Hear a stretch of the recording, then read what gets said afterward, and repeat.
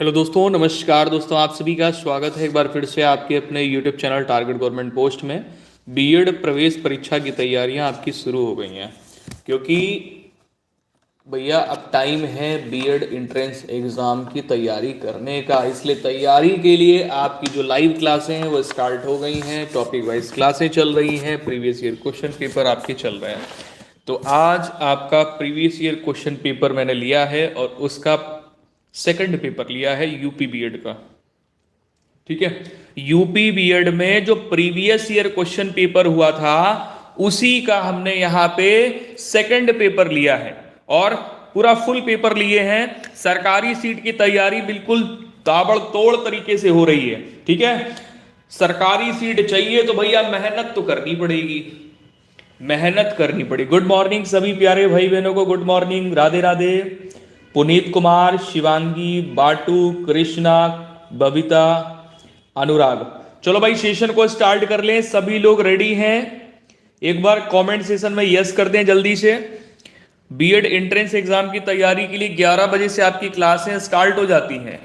क्लासों का टाइम क्या है भाई? 11 बजे से आपको जो क्लास मिलेगी, 11 बजे से जो क्लास आपको मिलेगी ये हिंदी की टॉपिक वाइज क्लास मिलेगी।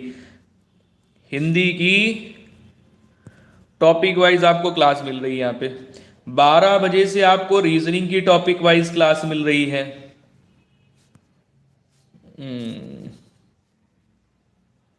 12 बजे से रीजनिंग की आपको टॉपिक वाइज क्लास मिल रही है। ये दो क्लासें रामबाण क्लासें हैं बीएड एंट्रेंस एग्जाम के लिए। ठीक है, बीएड एंट्रेंस एग्जाम के लिए रामबाण क्लासें हैं, क्योंकि इसके बाहर कुछ नहीं। Previous year question paper solve करा रहे हैं, प्लस आपको टॉपिक वाइज क्लास मिल रही है। लेकिन अभी ये ऑल सब्जेक्ट की नहीं मिल रही है। ऑल सब्जेक्ट की क्लासें धीरे धीरे स्टार्ट करेंगे जैसे जैसे लोगों की संख्या बढ़ती जाएगी। ठीक है, क्योंकि मैं नहीं चाहता हूं कि कुछ भी किसी का छूटे, क्योंकि यहाँ पर जो भी स्टडी होती है ना वो प्रॉपर तरीके से होती है। पूरा एक स्टडी मतलब एक जो है ना रणनीति के साथ में कि कैसे हमें तैयारी करनी है, कैसे हमें पेपर अच्छे से है ना क्रैक करना है, अच्छे नंबर कैसे लाने हैं और कहाँ पर एडमिशन लेना है, कौन कॉलेज सही है, कैसे एडमिशन लेना है, क्या होना चाहिए, आगे का क्या प्री प्लान होना चाहिए, सारा है ना। चलो अब सेशन को स्टार्ट कर लेते हैं भाई। सभी को गुड मॉर्निंग। बिल्कुल भी बातचीत नहीं करेंगे, सभी लोग रेडी हैं? कमेंट में यस कर दीजिए जल्दी से, सेशन को स्टार्ट कर लेते हैं। ठीक है, आज मैंने प्रीवियस ईयर 2021 का पेपर है, 2021 का पेपर लिया है, सेकंड पेपर। ठीक है, 2021 का सेकंड पेपर लिया है और इस सेकंड पेपर में रीजनिंग लिया है। रीजनिंग जो सबके लिए, रीजनिंग सबके लिए कॉमन है। ठीक है भाई, रीजनिंग जो है ना सबके लिए कॉमन सब्जेक्ट है, सबको करना है। वो चाहे आप आर्ट स्ट्रीम से हो, चाहे आप एग्रीकल्चर स्ट्रीम से हो, या साइंस स्ट्रीम से हो, या आप कॉमर्स स्ट्रीम से हो, या किसी स्टेट अदर स्टेट से बीएड एंट्रेंस एग्जाम की तैयारी कर रहे हो। ठीक है ना। चलो आ जाओ भाई। पहला क्वेश्चन ये रहा आपकी स्क्रीन पे। यहां पर आपसे पूछा ये गया है कि PQRS, क्वेश्चन पढ़ना समझना, पेन कॉपी लेके बैठ जाना। ठीक है, इसमें कह रहा PQRS और T साथ बैठे हैं। साथ बैठे हैं इसका मतलब ये नहीं है कि PQRST इस प्रकार से बैठ गए। इसमें इसने ये कहा हुआ है कि PQRST एक साथ बैठे हैं। T एक अंतिम छोर पर है, T एक अंतिम छोर पे है। अब T या तो इधर होगा या अंतिम छोर इधर होगा। तो भाई दो छोर होते हैं, या तो स्टार्टिंग वाला छोर या तो एंड पॉइंट वाला छोर, राइट। या तो कह सकते हैं लेफ्ट वाला छोर या तो राइट वाला छोर। ठीक है, अब इसमें कह रहा है कि T एक अंतिम छोर पर है, P T का पड़ोसी है। अब P T का पड़ोसी है तो इधर भी P कर लिया हमने, इधर भी P कर लिया। ठीक है, बहुत जल्दी आंसर आएगा आपका। उसके बाद बोलता है और Q के बाएं से तीसरे स्थान पर है। P जो है T का पड़ोसी है, P जो है वो T का पड़ोसी है। ठीक है, हमने T को P इसको क्या नाम है, P T का पड़ोसी है तो हमने P को T के बगल में बैठा दिया। उसके बाद कहता है कि यही P Q के बाएं तीसरे स्थान पर है। अब Q का बायां कौन सा है, ये देखो ध्यान देना, ये जो P है ये Q के बाएं स्थान पर है। अब अगर Q इधर होगा तभी तो इसके बाएं स्थान पर यानी लेफ्ट हैंड साइड पे होगा ये, क्योंकि इधर अगर हम Q को रखेंगे तो फिर ये तो राइट साइड पे हो जाएगा, और राइट साइड का कोई मतलब ही नहीं, क्योंकि यहां पर इसने Q के बाएं कौन होना चाहिए, P होना चाहिए तीसरे स्थान पर, यानी इनके बीच में दो लोग और बैठे होंगे, बैठे होंगे ना दो लोग, पांच ही लोग तो हैं, PQRST पांच लोग। कह रहा है कि T के दाएं से चौथे स्थान पर कौन बैठा है, T के दाएं से, यानी ये T है, इसके राइट साइड से चौथे स्थान पे कौन बैठा है, तो पहला, दूसरा, तीसरा और चौथे स्थान पे कौन बैठा है, Q। तो सही आंसर क्या हो गया आपका, ऑप्शन नंबर सी। सही आंसर आपका यहां पर क्या हो गया, ऑप्शन नंबर सी। ठीक है, ऑप्शन नंबर सी। अरे राज, आंसर गलत हो गया तुम्हारा, ये कैसे गलत हो गया आंसर, समझ आ गया सबको। ये वाला हम फॉलो नहीं करेंगे, क्योंकि यहां पर क्या है ना, क्वेश्चन यहां से क्लियर हो गया कि हमें बाएं देखना है, Q के बाएं, और Q के बाएं कौन है, P। तो ये वाला आपका सही होगा। हमने दो अरेंज किए हुए थे, जो कि यहां पर सही कौन सा हुआ, पहले वाला, उसके अकॉर्डिंग हमारा आंसर आ गया। भाई कंफ्यूजन ये हो जाता है ना, उसने बोला T एक अंतिम छोर पे है, अब अंतिम छोर तो दो होते हैं, एक बाएं साइड होगा एक दाएं साइड होगा।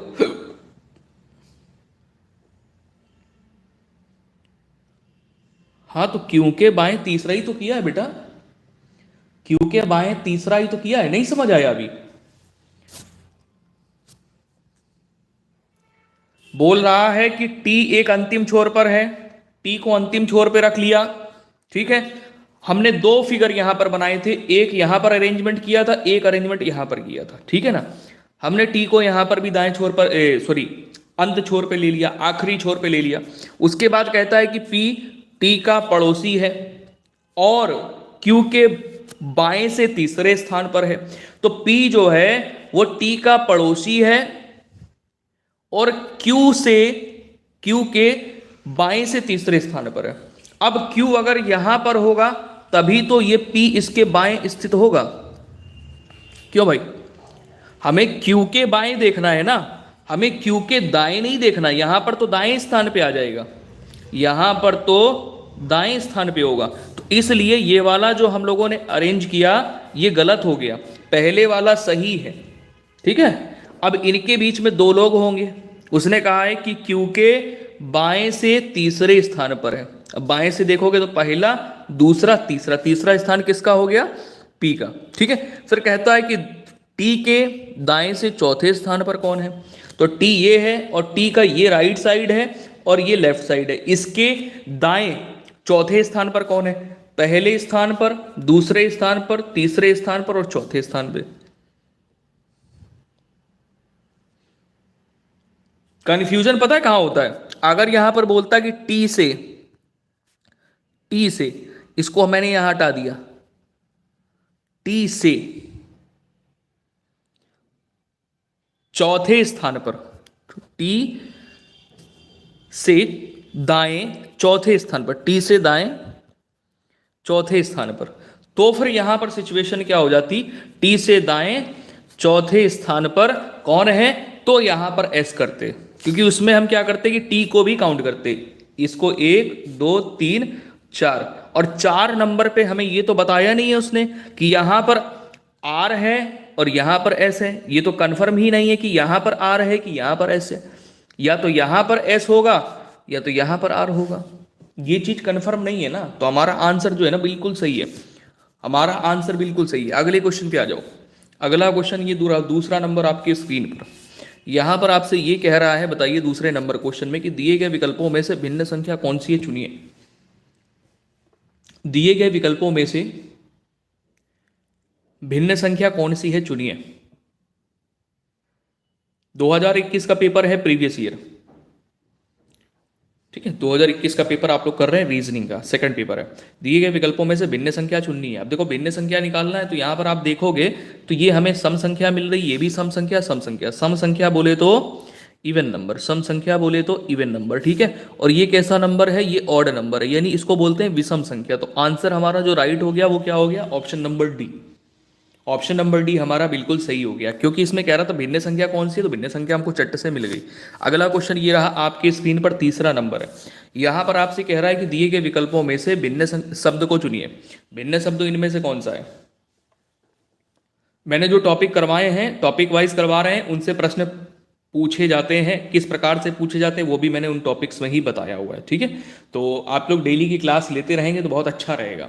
कुछ भी लेने की ज़रूरत नहीं है मार्केट से, ना बुक परचेज करने की ज़रूरत है कुछ करने की, केवल आप टाइम टू टाइम क्लास ले लोगे उतना काफ़ी है, तैयारी आपकी बहुत अच्छी हो जाएगी और 300 प्लस नंबर भी आप ले आओगे आराम से। और 300 प्लस नंबर आ गए तो कोई नहीं रोक सकता है आपको गवर्नमेंट सीट लेने से, जहाँ चाहोगे वहाँ गवर्नमेंट सीट मिल जाएगी। दिए गए विकल्पों में से भिन्न शब्द चुनिए। अब भिन्न शब्द कैसे निकालोगे, देखो तीसरे नंबर में ध्यान देना, सिडनी, सिडनी, सिडनी सही आंसर होगा। सिडनी को छोड़ करके बाकी अगर देखोगे तो कैनबरा, काबुल, इस्लामाबाद ये राजधानियां हैं, ठीक है। और सिडनी क्या है ना, एक शहर है, सिडनी शहर है कहाँ का, ऑस्ट्रेलिया का। अगला क्वेश्चन ये रहा आपके स्क्रीन पे, राइट आंसर यहाँ पर डी करोगे, सिडनी एक शहर है ऑस्ट्रेलिया का, बाकी जो है देशों की राजधानियां हैं। अगला क्वेश्चन ये रहा चौथा नंबर आपकी स्क्रीन पे। यहां पर आपसे देखो पूछा गया है, पहले क्वेश्चन को अच्छे से पढ़ो समझो, उसके बाद आंसर निकालो, ठीक है। यहां पर आप सबको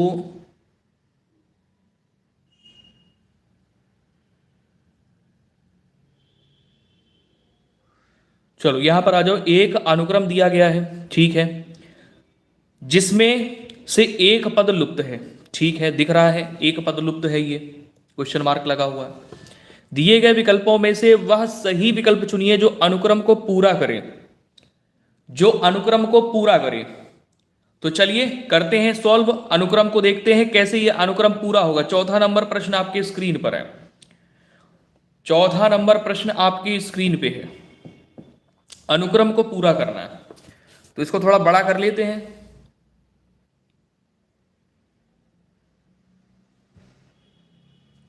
देखो कैसे करोगे, अनुक्रम को कैसे पूरा करोगे।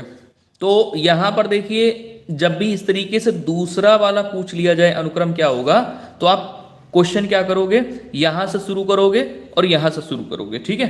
पीछे से चाहे शुरू कर लो, कोई दिक्कत नहीं, पीछे से अगर शुरू करोगे तो ये जो y है ये 25वें स्थान पे आता है, o है ये आपका 15वें स्थान पे आता है, ठीक है। यानी यहां पर आप डिफरेंस देख रहे हो -10 का, मतलब यहां पर क्या किया, y से अगर -10 करेंगे, पीछे से सॉल्व करेंगे तो हमें o मिलेगा, और o में अगर -10 कर देंगे तो कितना बन जाएगा, फिर तो यहां पर 15 में से अगर 10 जाएगा तो 5 बचेगा ना, और 5वें नंबर पे कौन आता है, e, ठीक है। फिर यहां पर आगे आ जाओ, -10 करो, अगर आपने यहां पर 5 में से -10 कर दिया तो हमें 5 मिलेगा, और वो भी -5। और पीछे से अगर आप काउंट करोगे, पीछे से अगर आप काउंट करोगे तो z हो गया, y हो गया, x हो गया, ठीक है। उसके पहले w हो गया, फिर v हो गया, और फिर क्या हुआ, u हो गया। तो हमें क्या करना है, 5 माइनस करना है, तो हमें क्या मिल जाएगा, u मिल जाएगा, ठीक है ना।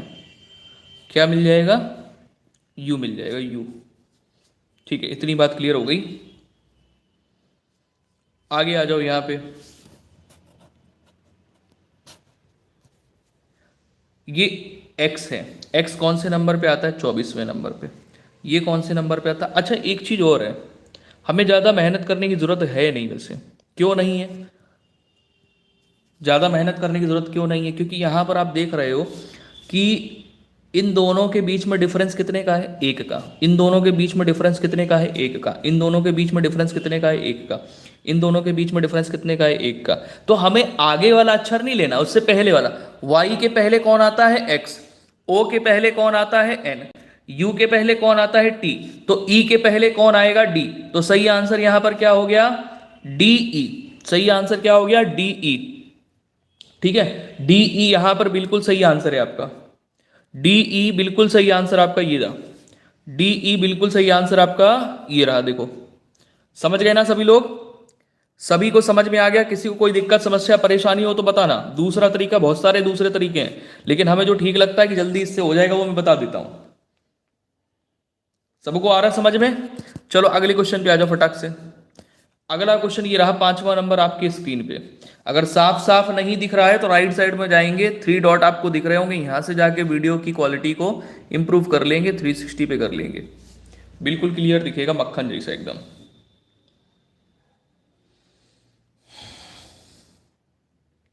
चलो यहां पर आ जाओ, एक विशिष्ट कोड दिया गया है, एक विशेष कोड दिया गया है। उसमें क्या करते हैं कि इसको, ब्रेन को इस प्रकार से लिखा जाता है, ठीक है? तब इस कोड भाषा में इसको किस प्रकार लिखा जाएगा? 5वें नंबर पे देखो आंसर आना स्टार्ट हो गया। यहां पर आप अगर देखोगे ध्यान से तो बी में +1 करोगे तो क्या बनेगा? सी। आर में +1 करोगे तो क्या बनेगा? एस। ए में +1 करोगे तो बी बनेगा। आई में +1 करोगे तो जे बनेगा। एन में +1 करोगे तो ओ बनेगा। तो इसी प्रकार से यहां पर भी आप कर लो, वही मेथड, वही जो ऊपर फॉलो कर रहा है यहां पे, उसी को यहां पर भी फॉलो करेंगे, ठीक है? वही यहां पर नियम लगा देंगे। तो एम में +1 करोगे तो एन आ गया, ए में +1 बी, के में +1 एल, ई में +1 करोगे तो एफ आ जाएगा, आर में +1 करोगे तो एस आ जाएगा। आंसर आपका यहां पर कौन सा हो गया? आंसर ऑप्शन नंबर बी हो गया, बिल्कुल सही है। चलो भाई अगले क्वेश्चन पे आ जाओ। अगला क्वेश्चन बड़ा शानदार क्वेश्चन आपके स्क्रीन पे आ चुका है। दिशा निर्देश टॉपिक है। चलो बताओ, यहां पे कह रहा है काजल अस्पताल जाने के लिए घर से चलती है। ध्यान देना, काजल अस्पताल जाने के लिए घर से चलती है। वह पूर्व की दिशा में 5 किलोमीटर चलती है। फिर वह दक्षिण पूर्व दिशा में मुड़ती है और 10 किलोमीटर चलती है। ओके, वह फिर उत्तर पूर्व दिशा में मुड़कर 10 किलोमीटर चलती है और अंततः अस्पताल पहुंच जाती है। उसके घर से अस्पताल की दिशा क्या है? तो दिशा दक्षिण है, उत्तर है, पश्चिम है या पूरब है? सही आंसर बताइए।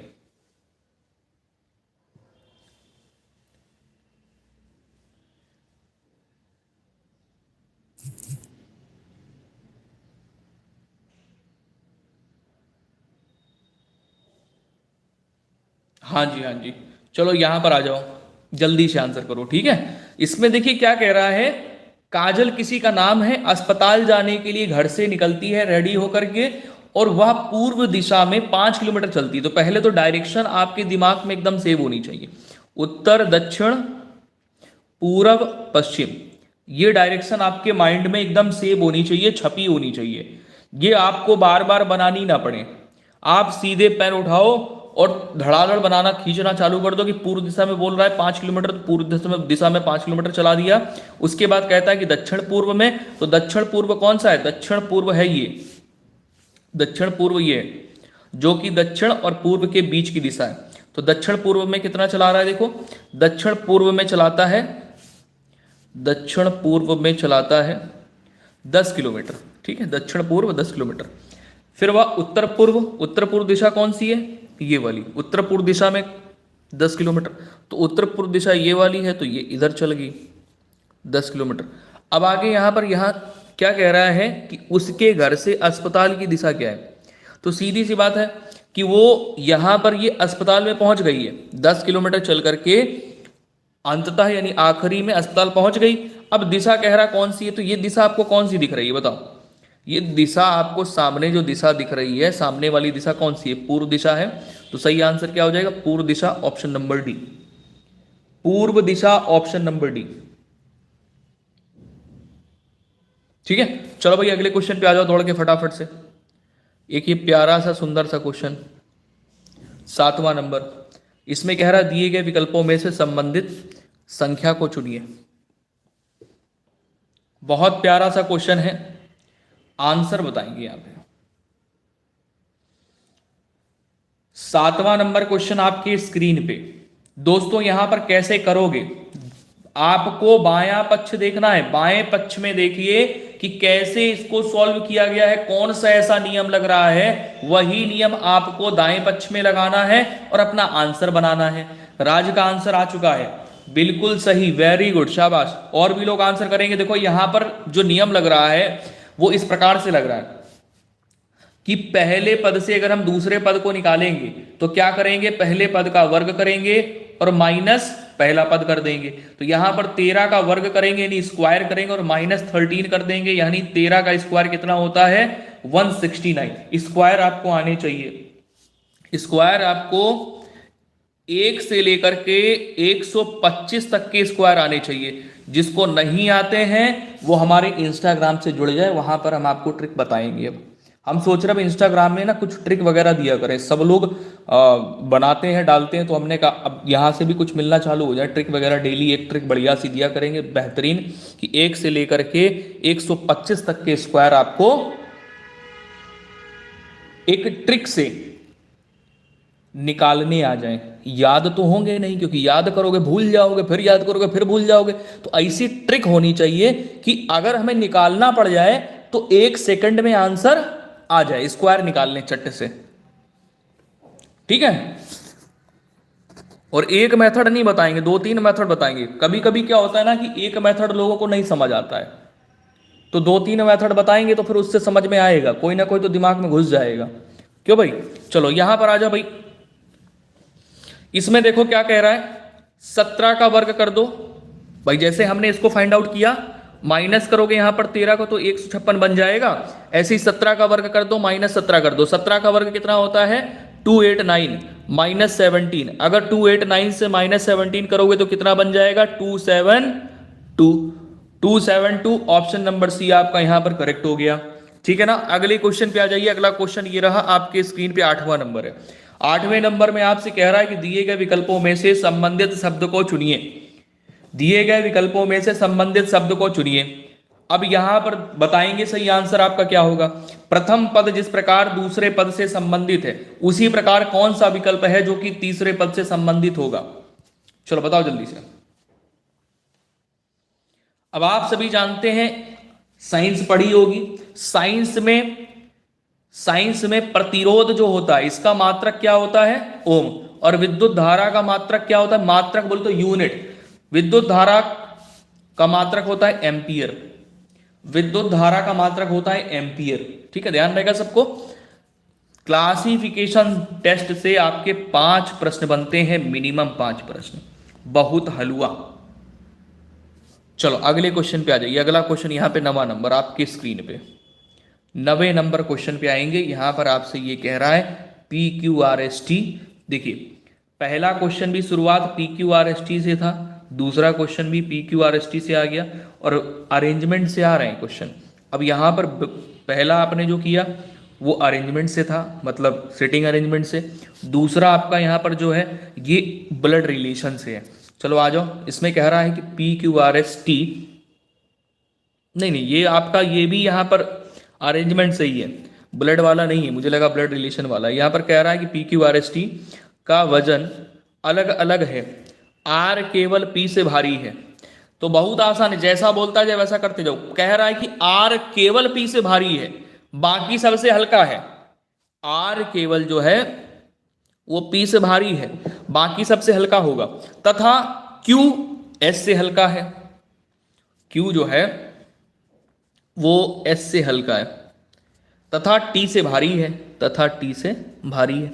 देखो प्रश्न में क्या बोला था इसने, प्रश्न में इसने ये बोला कि R जो है केवल P से भारी है, तो हमने R को केवल P से भारी कर दिया, बाकी सबसे क्या होगा ये हल्का, ठीक है।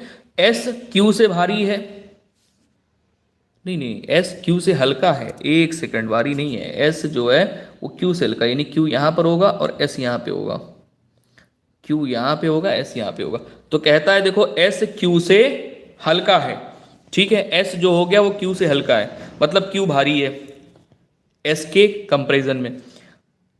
तथा T से भारी है, S Q से हल्का है और T से भारी है। तो जो S है वो Q से हल्का है और T से भारी है, इस प्रकार से अरेंज करेंगे।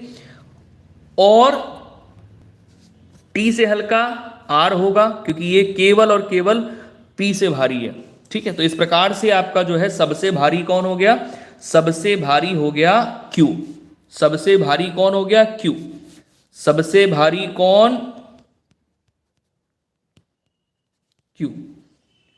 ठीक है ना, अगले क्वेश्चन पे आ जाइए, सबसे भारी कौन, क्यू। नेक्स्ट क्वेश्चन पे आ जाइए, जैसा बोलता जाएगा वैसा करते जाएंगे प्रश्न में, है ना। चलो 10 नंबर पे आ जाओ जल्दी से, 10 नंबर पे आ जाओ।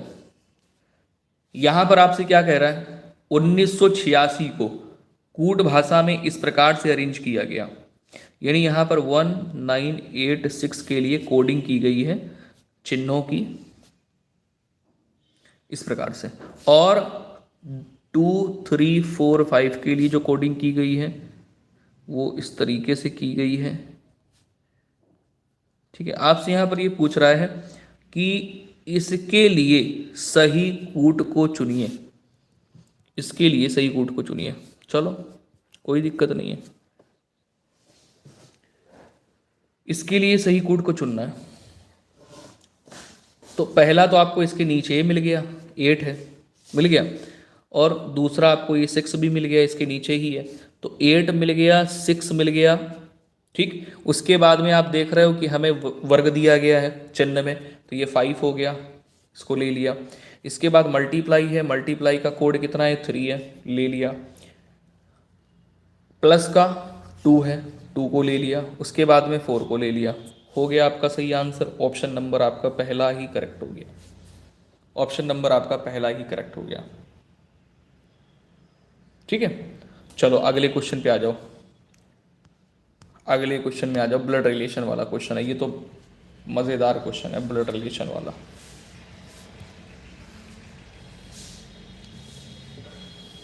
इसमें संख्या पूछ ली गई है कि एक परिवार में एक पुरुष तथा उसकी पत्नी है, उसके 4 पुत्र हैं और उनकी पत्नियां। ये प्रश्न तो 2-3 बार पूछा गया है बीएड एंट्रेंस एग्जाम में। चलो आंसर बताओ जल्दी से, 11वां नंबर प्रश्न आपके स्क्रीन पर है।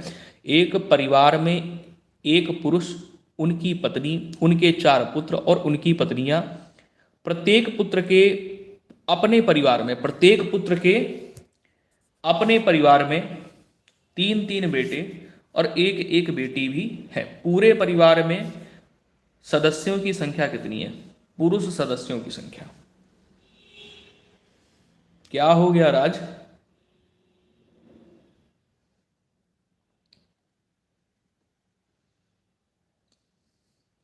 कहां चल दी है।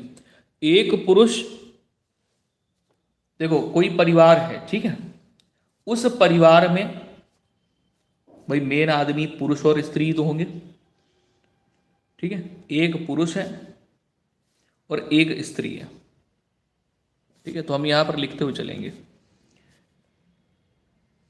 मैन और फीमेल। उसके बाद कहता है 4 पुत्र हैं इनके, 4 पुत्र हैं तो 4 सन हो गए और 4 पत्नियां इनकी, प्लस 4 वाइफ हो गई इनकी। आगे यहां पर क्या कह रहा है कि पुत्र के अपने परिवार में 3-3 बेटे हैं, मतलब एक लड़के के 3 बेटे, और कितने लड़के हैं, 4 लड़के हैं, इनके 3-3 बेटे, यानी कितने लोग हो गए, 12 बेटे हो गए यहां पे, और 1-1 बेटी है, यानी 4 लड़के हैं, बेटी 1-1 है, तो कितनी बेटियां हो गई, 4 यहां पर क्या हो गई, बेटियां यानी डॉटर।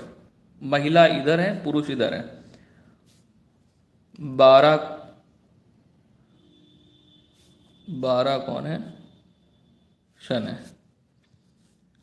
आपसे कह रहा है कि पुरुष सदस्यों की संख्या बताइए, तो 1 पुरुष ये हो गया यहाँ पे, 4 पुरुष ये हो गए और 12 पुरुष ये हैं। टोटल पुरुषों की संख्या यहाँ पर निकालोगे तो कितने, 12, 4, 16, 1, 17।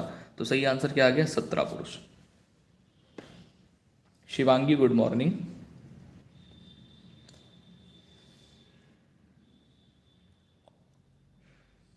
ठीक है, ये प्रश्न सॉल्व करने वाला नहीं था, यहीं से पता चल रहा है कि एक पुरुष है, यहां पर 4 पुरुष ये हो गए, 1 पुरुष ये, 4 पुरुष ये हो गए।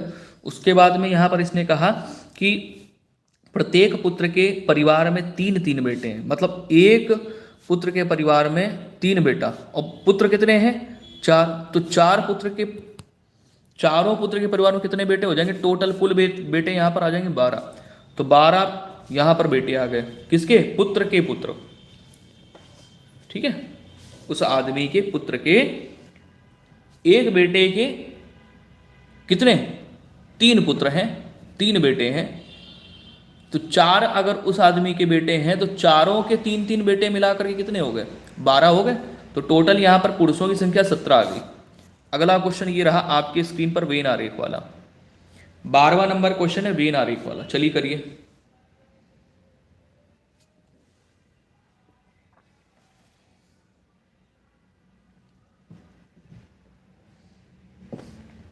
बैजंती मौर्य सर पिछले वाले बीएड की तरह ही आएगा? हाँ, पिछले वाले बीएड की तरह ही पेपर रहता है। ठीक है, 19-20 होता है। चलो यहां पर आ जाएंगे। इसमें आपसे ही कह रहा है वेन आरेख बताना। देखो वेन आरेख में क्या होता है कि समूह को हमें बताना होता है कि किससे कौन संबंधित है और कौन संबंधित नहीं है। ठीक है, आरेख के थ्रू। तो यहां पर वेन आरेख के 4 आंसर दिए गए हैं, 4 में से कोई एक सही है। कह रहा पुरुष चिकित्सक भाई। अच्छा एक बात बताओ, पुरुष चिकित्सक भाई, इसको अगर हमें दिखाना है तो रिलेशन में कैसे दिखाएंगे? एक चीज ध्यान देना, चिकित्सक का मतलब यहां पर हो गया कि इसमें पुरुष भी होंगे और स्त्रियां भी होंगे चिकित्सक में। क्यों भाई? चिकित्सक में पुरुष भी होंगे स्त्री और स्त्रियां भी होंगी, होंगी कि नहीं होंगी? लेकिन जितने पुरुष होंगे उन सभी के अंदर भाई आ जाएंगे। अब कहो कि भाई पुरुष है तो ये गलत हो जाएगा। पुरुष में, पुरुष के अंदर आपके भाई होंगे, यानी भाई सभी पुरुष होते, मैन होते हैं। अच्छा, उसके बाद में चिकित्सक की अगर बात करेंगे तो कुछ भाई चिकित्सक हैं, कुछ पुरुष जो कि चिकित्सक हैं। सभी पुरुष चिकित्सक नहीं है, ये नहीं कह सकते हैं जेन्युइन अगर देखा जाए। तो सही आंसर आपका यहां पर क्या बनेगा? पहला वाला।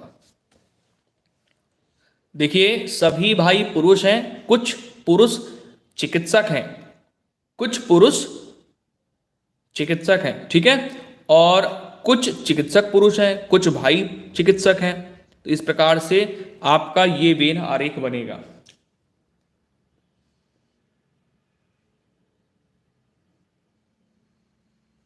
नहीं मिल पाता, नहीं मिल पाता। चलो अगले क्वेश्चन पे आ जाओ। अगला क्वेश्चन 13 नंबर। इस बार कोशिश करना और अच्छे नंबर लाना, ठीक है? हाँ, कोशिश ये लेकर के चलो कि भाई मिनिमम 250 नंबर तो होने ही चाहिए सरकारी सीट के लिए, गवर्नमेंट कॉलेज के लिए। बैजंती मौर्य इस बार और अच्छे से मेहनत कर लीजिए, सरकारी सीट मिल जाएगा।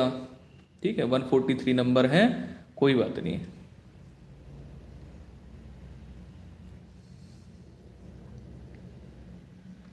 चलो यहां पर आ जाओ। अगला प्रश्न आपके स्क्रीन पर।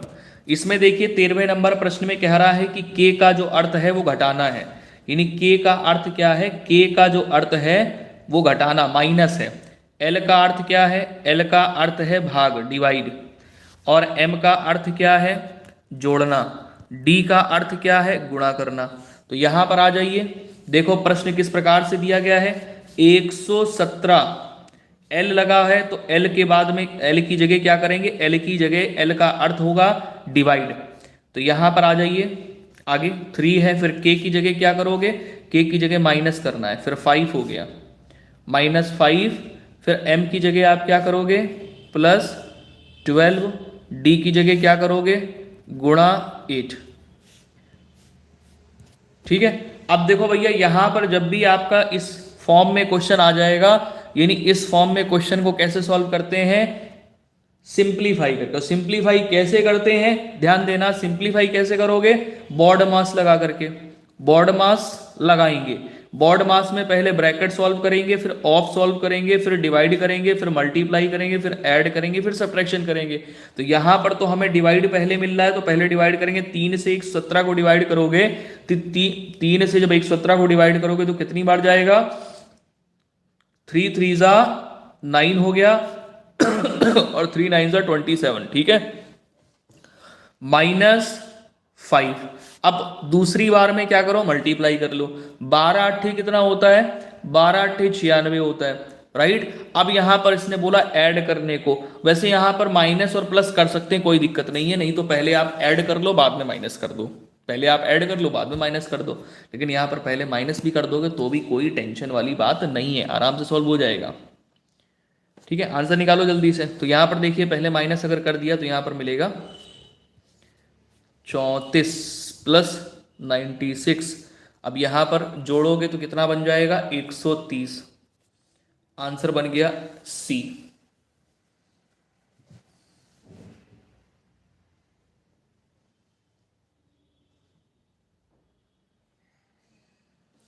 ठीक है, समझ आ गया सबको? एक बार जल्दी से कमेंट कर देंगे, सबको समझ में आ गया? सरलीकरण है, सरलीकरण बन जाता है, सिंप्लीफिकेशन कैसे सॉल्व करना है आपके सामने है। सबको समझ में आ गया? जल्दी से एक बार बता दो कमेंट में।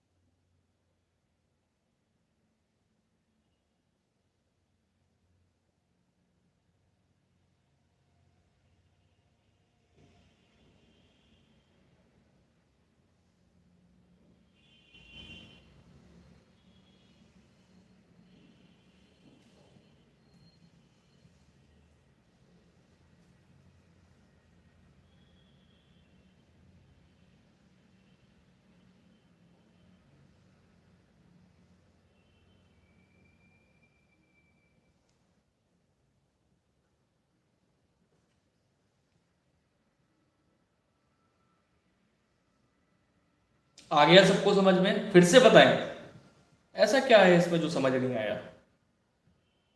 ऐसा क्या है जो इसमें समझ नहीं आया आपको? सिंपल है एकदम, एकदम सिंपल है। चलो कोई नहीं, फिर से समझो, फिर से समझो, कोई दिक्कत नहीं है, हमें क्या है, फिर से समझा देंगे। देखो यहाँ पर क्या कह रहे हैं, इसमें कह रहा है कि के का जो अर्थ है वो घटाना है। घटाना मतलब क्या होता है? माइनस। ठीक है। एल का अर्थ क्या है? डिवाइड, भाग। एल का जो अर्थ है वो क्या है? डिवाइड यानी भाग। उसके बाद कह रहा है कि एम का अर्थ क्या है? जोड़। एम का अर्थ क्या है? जोड़ यानी प्लस। ठीक है। डी का अर्थ क्या है? गुणा।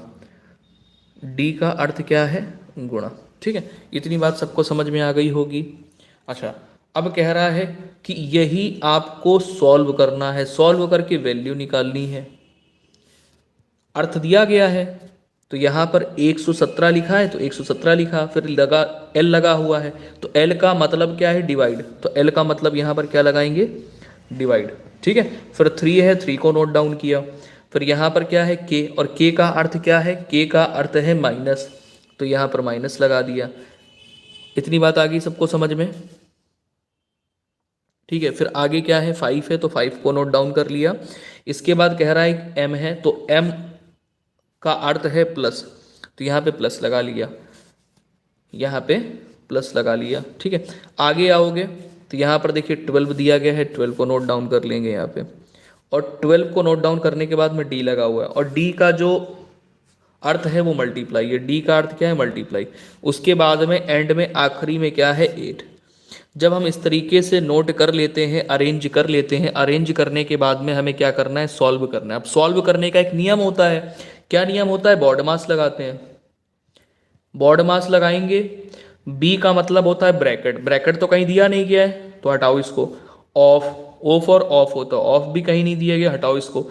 डी पहले सॉल्व करना है, डी फॉर होता है डिवाइड, तो डी पहले सॉल्व करोगे, नहीं 3 से 117 को डिवाइड करोगे, तो 3 से जब 117 को डिवाइड करोगे तो हमको मिलेगा 39 यहाँ पे। ठीक है। फिर -5 है प्लस 12 इंटू 8। अब क्या करना है? डिवाइड कर लिया, फिर मल्टीप्लाई करेंगे। 39 माइनस 5 प्लस मल्टीप्लाई यहाँ पर ये दिया गया 12 गुणे 8, 12 गुणे 8 करोगे तो 96 यहाँ पर बन जाएगा।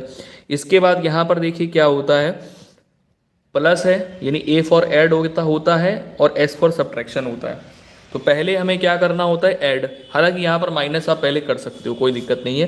तो यहाँ 39 से हमने 5 को माइनस किया तो हमको मिल गया 34, ठीक है, प्लस 96 करोगे तो आंसर यहाँ पर आपका कितना बन जाएगा, आंसर यहाँ पर बनाओ जल्दी से, 130, 130 बन जाएगा, ठीक है। आगे समझ में?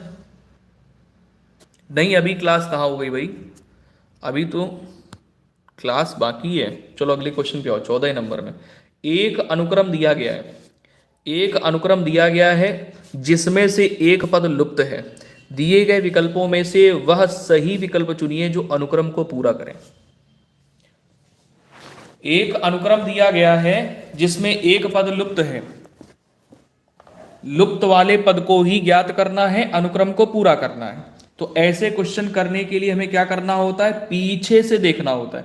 जब आप पीछे से देखोगे तो यहां पर देखिए W है, यहां पे R है आपका और यहां पर L है। अब आपको ये पता होना चाहिए कि W कौन से स्थान पे आता है, जिससे कि हम इनके बीच के डिफरेंस का पता लगा सकें। तो W जो आपका है ये 23वें नंबर पे आता है। R आपका कौन से नंबर पे आता है, R आपका आता है 18 नंबर पे। L आपका कौन से नंबर पे आता है, 12वें नंबर पे। अब इनके बीच में अगर डिफरेंस आप देखेंगे तो डिफरेंस देखो यहाँ पर कितने का मिला है, माइनस यहाँ पर किया 5, यहाँ पर माइनस किया 1 सेकेंड 6, ठीक है। पहले 5 माइनस किया, 5 माइनस किया, ठीक है। 18 कैसे आया है, 23 में 5 माइनस करके, 18 में 6 माइनस करोगे तो 12 बनेगा। अब यहां पर क्या है कि 12 में कितना माइनस किया जाए जिससे हमें इससे पहले का अक्षर प्राप्त हो जाए। तो 12 में से भाई देखो पहले 5 किया फिर 6 किया तो हमें 7 माइनस करना पड़ेगा ना, तो 5वां अक्षर यहाँ पे आना चाहिए, 5वां अक्षर यहाँ पे आना चाहिए। 5वां अक्षर होता है ई। ई से केवल एक ही विकल्प दिया है, ऑप्शन नंबर डी, ठीक है। अब आंसर का पता कैसे लगाएंगे कि हमारा सही है या गलत है, भाई हमने अरेंज कर लिया। यहां पर देखो 12 दिया था तो यहां पर 12 में से देखो 5 पहले माइनस किया 23 में, सो 18 बना, 18 में 6 माइनस करेंगे तो 12 बना। अब 12 में से 7 माइनस करेंगे तो हमको यहां पर कितना मिलेगा, 5, और 5वें नंबर पे ई आता है। आंसर हमें मिल गया है, लेकिन चेक कैसे करोगे ये ध्यान देना। चेक करने के लिए आपने यहां पर देखा कि प्रत्येक जो हमें यहां पर युग्म दिए गए हैं अक्षरों के, उसमें आप देख रहे होंगे कि क्रम से दिए हैं, LMN RST WXY, है ना, क्रम से हैं। अगर हमें पहला अक्षर पता है तो हम निकाल नहीं सकते हैं। जैसे यहां पर L है तो MN हो गया आगे, R है ST हो गया आगे, W है, मतलब इसमें क्रम से आगे के 2 अक्षर दे दिए। तो वैसे ही E के बाद क्रम से 2 अक्षर कौन सा होगा, E के बाद F और G। तो सही आंसर हमारा क्या हो गया, डी। मान लेते कि ई से शुरुआत में कोई और भी विकल्प होता तो सही आंसर का कैसे पता चलता, भाई मान लेते कि शुरुआत में ई से कोई दूसरा विकल्प भी दिया होता तो सही आंसर का पता कैसे लगाते, ऐसे ही लगाते कि कौन सा नियम यहां पर लग रहा है, ठीक है। चलो भाई अगले क्वेश्चन पे आ जाओ दौड़ के फटाफट से। 15 नंबर क्वेश्चन आपकी स्क्रीन पे, यहां पर आपसे ये कह रहा है 15 नंबर में कि दिए गए विकल्पों में से विषम अक्षर युग्म को चुनिए। दिए गए विकल्पों में से विषम अक्षर युग्म को चुनिए। अब विषम होता है, विषम अक्षर मतलब होता है कि ऑड नंबर हो या ऑड युग्म हो, ऑड जोड़ा हो, ऑड पेयर हो। तो यहां पर हमको ऑड पेयर का पता लगाना है, ठीक है। विषम अक्षर युग्म, विषम अक्षर युग्म ऑड वन ऑप्शन कौन सा है। अब यहां पर आप देखो ध्यान से अगर देखोगे तो EG मिल रहा है। अब E और G में अगर डिफरेंस देखोगे तो E आपका और G, E जो है ये 5वें नंबर पे, G आपका 7वें नंबर पे आता है, मतलब इनके बीच में जो डिफरेंस है वो 2 का है, ठीक है। यहां पर आप देखोगे, अच्छा प्लस करना पड़ेगा तभी G बनेगा। यहां पर आ जाओ आगे, B है और Y है, तो B और Y में अगर देखोगे तो ये एक दूसरे के विपरीतार्थक भी अक्षर हैं, ठीक है, ये एक दूसरे के विपरीतार्थक अक्षर भी हैं BY, लेकिन आंसर हमें यहां पर कैसे निकालना होगा ये समझना है, क्योंकि यहां पर आपको कंफ्यूज कर रहा है, आंसर के लिए बोल रहा है कि सी कर दो, क्योंकि बाकी इसमें एक दूसरे के विपरीत अक्षर दिए, बाकी किसी भी विकल्प में विपरीत अक्षर नहीं दिए। तो कभी कभी ये लगता है कि अरे ये वाला आंसर सही है, इसी को सही कर लो, लेकिन आंसर ये सही नहीं है। देखो करने लगे ना, हर्षित चंद्रा ने कर दिया, मनीषा कुमारी ने कर दिया, भविता ने भी यही ऑप्शन नंबर सी कर दिया, और पुनीत कुमार ने ऑप्शन नंबर सी किया, बाटू पटेल ने ऑप्शन नंबर सी किया, लेकिन ये गलत है, लेकिन ये आंसर गलत है। अब क्या करोगे, ये नियम लग ही नहीं रहा है, यहां पे कुछ और ही फॉलो कर रहा है। देखो ध्यान से,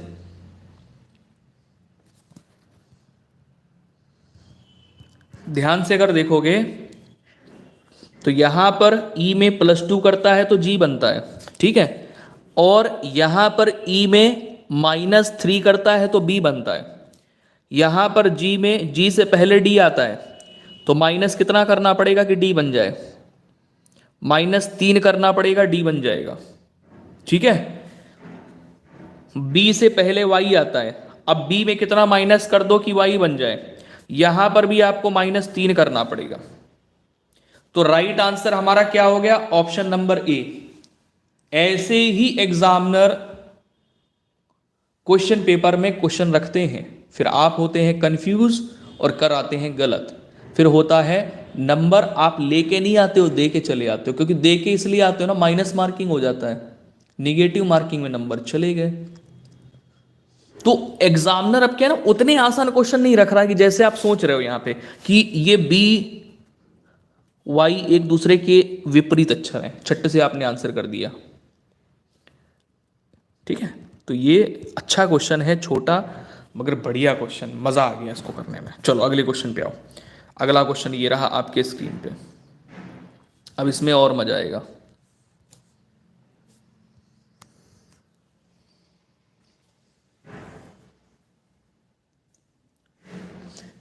यहां पर कह रहा है कि रेखा जिसका मुख दक्षिण की ओर है, रेखा किसी का नाम है, रेखा वो लाइन वाली रेखा मत समझ लेना, है ना।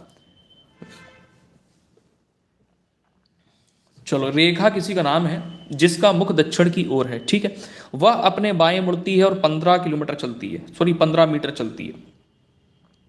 फिर वह अपने बाएं मुड़ती है और 7 मीटर चलती है, फिर पश्चिम की ओर मुड़ जाती है और 15 मीटर चलती है। अब वह अपने वास्तविक स्थान से कितनी दूरी पर है। बना लो फिगर फटाफट से, कितना टाइम लगेगा। मैंने आपको डायरेक्शन बताई कि डायरेक्शन आपको यह ध्यान रखनी है कि पहले उत्तर होता है, सामने आपके उत्तर होता है, उसके अपोजिट में दक्षिण, ये पूरब, पूरब के अपोजिट में पश्चिम। इस प्रकार से फिगर आपके माइंड पे छपा होना चाहिए। जब इस प्रकार से फिगर आपके माइंड में छपा हुआ है तो आराम से आप कर लो। कह रहा है कि रेखा जिसका मुख कहाँ की ओर है, दक्षिण की ओर है, मतलब रेखा का मुख दक्षिण की ओर है, वह अपने बाएं मुड़ती है, तो आपके अपोजिट मुड़ेगी। आपका बायां अगर ये है तो उसका बायां ये होगा, क्योंकि आपके विपरीत दिशा में। तो यहाँ पर ये मुड़ती है और 15 किलोमीटर चलती, सॉरी 15 मीटर चलती, किलोमीटर कहाँ से याद आ रहा बार बार, इसमें 15 मीटर चलती है। फिर वहाँ से अपने बाएं मुड़ जाती है, फिर वहाँ से अपने बाएं मुड़ती है और कितना चलती है, 7 किलोमीटर चलिए। देखो यहाँ पर किलोमीटर लिखा है, यहाँ मीटर लिखा है। क्वेश्चन में बड़ी गलतियाँ हैं, क्वेश्चन में बड़ी गलतियाँ हैं।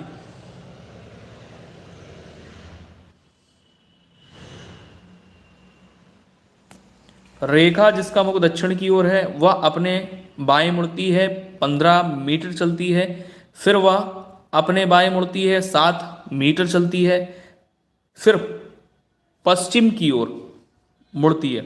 अब पश्चिम दिशा कहाँ पर है, देखो ध्यान से, पश्चिम दिशा ये है, तो पश्चिम की ओर मुड़ी, कितना चली, 15, पश्चिम की ओर मुड़ करके 15 चली। हमने 15 चलाया, 7 चलाया, तो यहाँ पर भाई जितना 15 यहाँ पर चल के आई थी उतना ही 15 फिर यहाँ पर चल के पहुँच गई यहाँ पे, ऐसे। अब वह अपने वास्तविक स्थान से कितनी दूरी पर है, तो इसका मुख जो था, मतलब पॉइंट यही था, क्योंकि मुख इसका यहीं पे ही था, ठीक है। हमने केवल डायरेक्शन से दिखाया था आपको, ये एरो ये मत समझ जाना कि ये चली है, चली नहीं। इसने ये कहा था कि दक्षिण की ओर मुख करके खड़ी है। जब दक्षिण की ओर मुँह करके खड़ी है तो इसका मुख इधर की ओर होगा, ये मैंने दिखाया हुआ था कि एरो से आपको समझ में आ जाए। जब मुख इस दिशा में होगा तो उसका बायां किस दिशा में होगा। जो मुड़ेगी तो ऐसे मुड़ेगी, 15 किलोमीटर 15 मीटर यहाँ पर चली, उसके बाद में 7 मीटर ये बाएं मुड़ करके चली तो बाएं मुड़ी, 7 मीटर चली, उसके बाद में पश्चिम दिशा में मुड़ती है और 15 मीटर चलती है। तो यहाँ पर जब मुड़ी और 15 मीटर चली तो ये यहाँ पे पहुँच गई। ठीक है, जब यहाँ पर पहुँच गई तो आपसे यहाँ पर ये पूछ रहा है कि बताइए उसका वास्तविक जो है, अब वह अपने वास्तविक स्थान से कितनी दूरी पर, वास्तविक स्थान जहाँ से उसने चलना प्रारंभ किया था, इसके बीच की डिस्टेंस अगर निकालोगे तो कितनी आएगी, 7। इसके बीच की जो डिस्टेंस आएगी वो कितनी आएगी, 7 मीटर। तो सही आंसर क्या होगा, ऑप्शन नंबर डी। सही आंसर आपका क्या हो जाएगा, ऑप्शन नंबर डी, 7 मीटर। मैंने 2 फिगर बना के दिखा दिया आपको, उम्मीद है समझ में आ गया होगा। ठीक है ना, नेक्स्ट क्वेश्चन आ जाओ। अगला क्वेश्चन ये रहा आपके स्क्रीन पे। एक पुत्री और उसकी माँ की आयु का योग कितना है, 56 वर्ष। बहुत अच्छा क्वेश्चन है ये तो, आयु वाले प्रश्न। चलो करके दिखाओ, देखें किसको आते हैं। देखो जरा, करो करके दिखाओ, देखें जरा किसको आते हैं ये प्रश्न।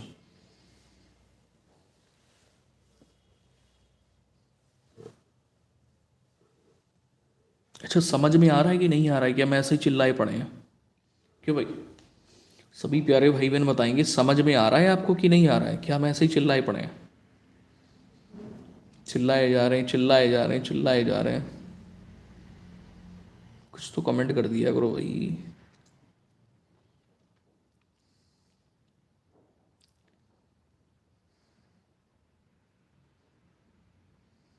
अरे मैं पूछ रहा हूं कि आप लोगों को समझ में आ रहा है?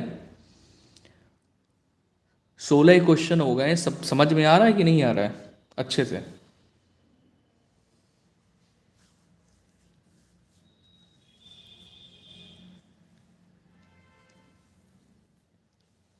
आ रहा है? केवल 2 लोगों को आ रहा है, बाकी लोगों को नहीं आ रहा है? 3 लोगों को? इतने सारे लोगों में केवल 3 लोगों को समझ में आ रहा है, बड़ी ना इंसाफी है भैया।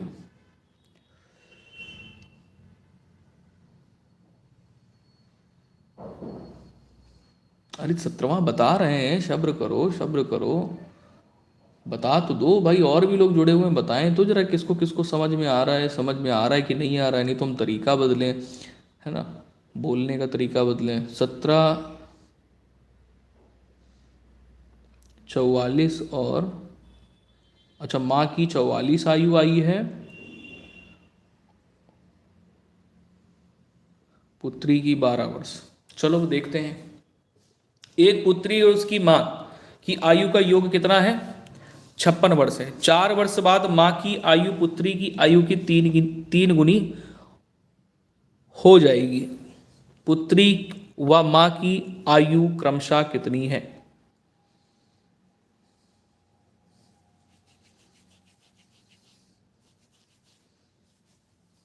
देखो, हमें ना तो पुत्री की आयु पता है ना माँ की पता है, उन दोनों का योग पता है। उन दोनों का क्या है, योग पता है। योग मतलब ये हो गया कि मान लिया, हम पहले बेसिक से करेंगे। सपोज दैट, मान लिया कि पुत्री की जो आयु है और जो माँ की आयु है, पुत्री की x है और माँ की क्या है, y।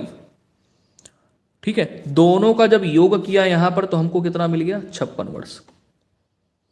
4 वर्ष बाद माँ की आयु, अब माँ यहां पर कहाँ है, माँ यहां पर कहाँ है, माँ को ढूंढो जल्दी से, माँ कहां पर है, y। तो कह रहा है कि 4 वर्ष बाद माँ की आयु पुत्री की आयु की 3 गुनी हो जाएगी। यानी यहां पर जो इक्वेशन बनेगी वो 4 वर्ष बाद की बनेगी। 4 वर्ष बाद, यानी दोनों की आयु में हम क्या करेंगे, 4 4 जोड़ देंगे, माँ की आयु में भी और पुत्री की आयु में भी। भाई 4 वर्ष बाद की बात है ना, तो माँ भी 4 वर्ष बड़ी होगी और पुत्री भी 4 वर्ष बड़ी होगी। तो 4 वर्ष बाद माँ की आयु पुत्री की आयु की 3 गुनी हो जाएगी। तो हमें बराबर करना है, तो पुत्री की आयु में क्या करेंगे, 3 का गुणा कर देंगे, तभी तो आयु बराबर होगी। जब बराबर होगी तो इक्वेशन यहां से बन जाएगी, इक्वेशन सॉल्व कर पाएंगे, राइट। एक इक्वेशन तो हमको यहां पर मिल गई, x प्लस वाई बराबर 56। दूसरी इक्वेशन यहां से निकाल लेंगे, यहां से दूसरी इक्वेशन आपकी मिल गई, कितनी मिल गई, 3x पर प्लस 3 चौको 12 बराबर y प्लस 4। ठीक है, अब यहां पर क्या करेंगे, इस पूरे को ले करके इधर आ जाओ। यानी इक्वेशन यहां पर हमको जो दूसरी इक्वेशन मिली वो क्या मिली, 3x माइनस वाई, ठीक है, माइनस वाई,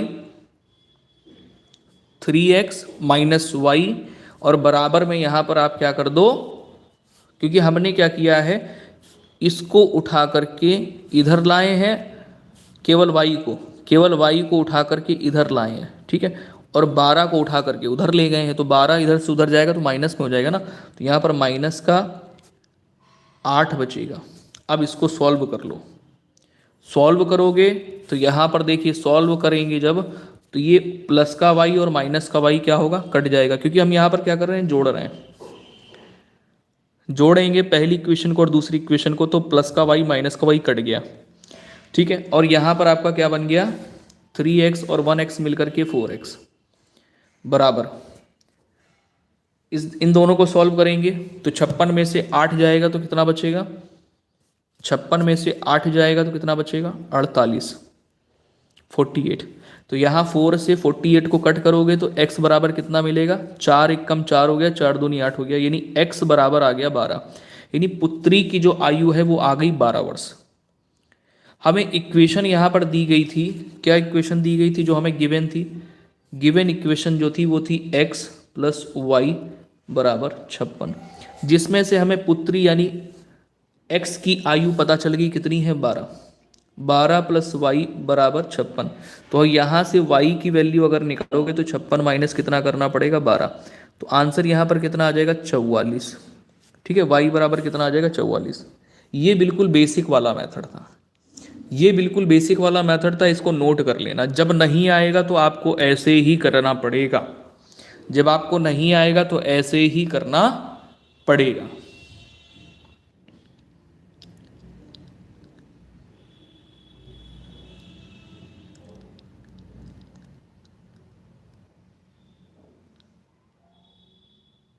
जब आपको नहीं आएगा तो ऐसे ही करना पड़ेगा। इसका स्क्रीनशॉट ले लेना, कॉपी में नोट कर लेना।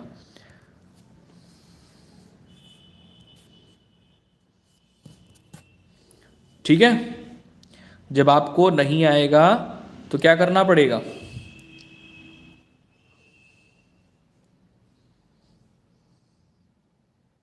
हाँ ऑप्शन से भी हो जाएगा, ऑप्शन से भी कर लोगे आप।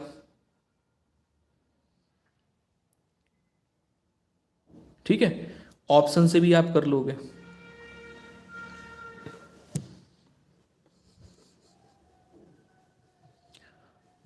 कभी कभी क्या होता है ना भाई, देखो बीएड एंट्रेंस वाले जो स्टूडेंट होते हैं वो बेसिक ही करना जानते हैं, बेसिक पढ़ के आए होते हैं, तो अगर शॉर्ट ट्रिक वाला बताएंगे भी तो हो सकता है उनको समझ में ना आए, अगर समझ में आया भी तो एग्जाम टाइम में वो भूल जाएंगे।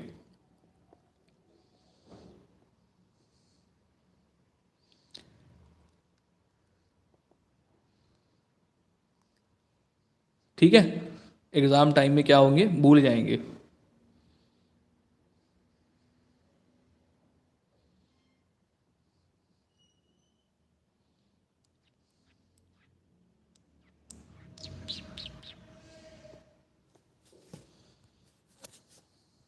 चलो यहाँ पर आ जाओ, 18 नंबर क्वेश्चन आपके स्क्रीन पे।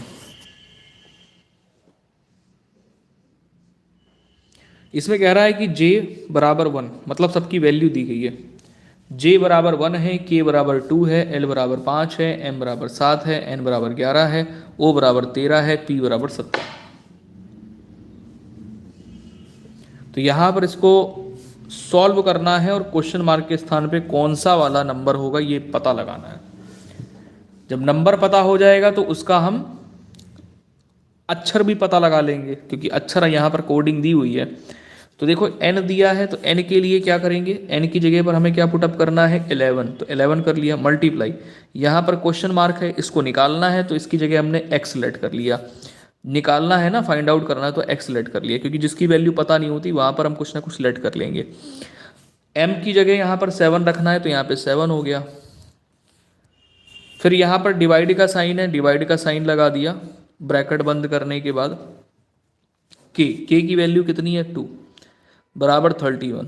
अब इसको सॉल्व करेंगे, अब इसको क्या करेंगे, सॉल्व करेंगे। तो यहाँ पर जो नंबर डिवाइड में है वो इधर जाएगा तो मल्टीप्लाई में, ठीक है।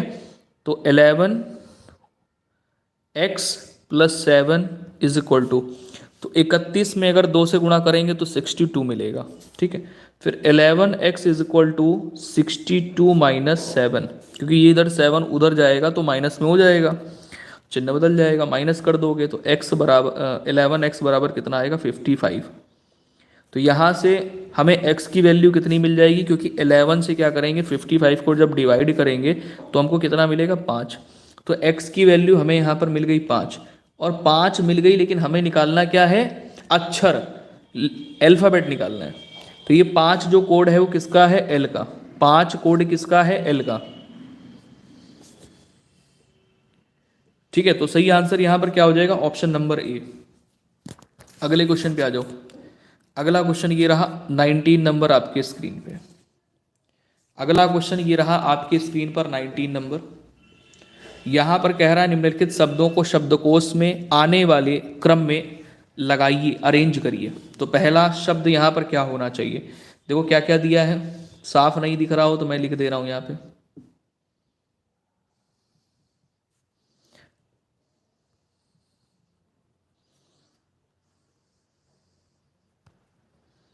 अब साफ साफ दिख रहा होगा।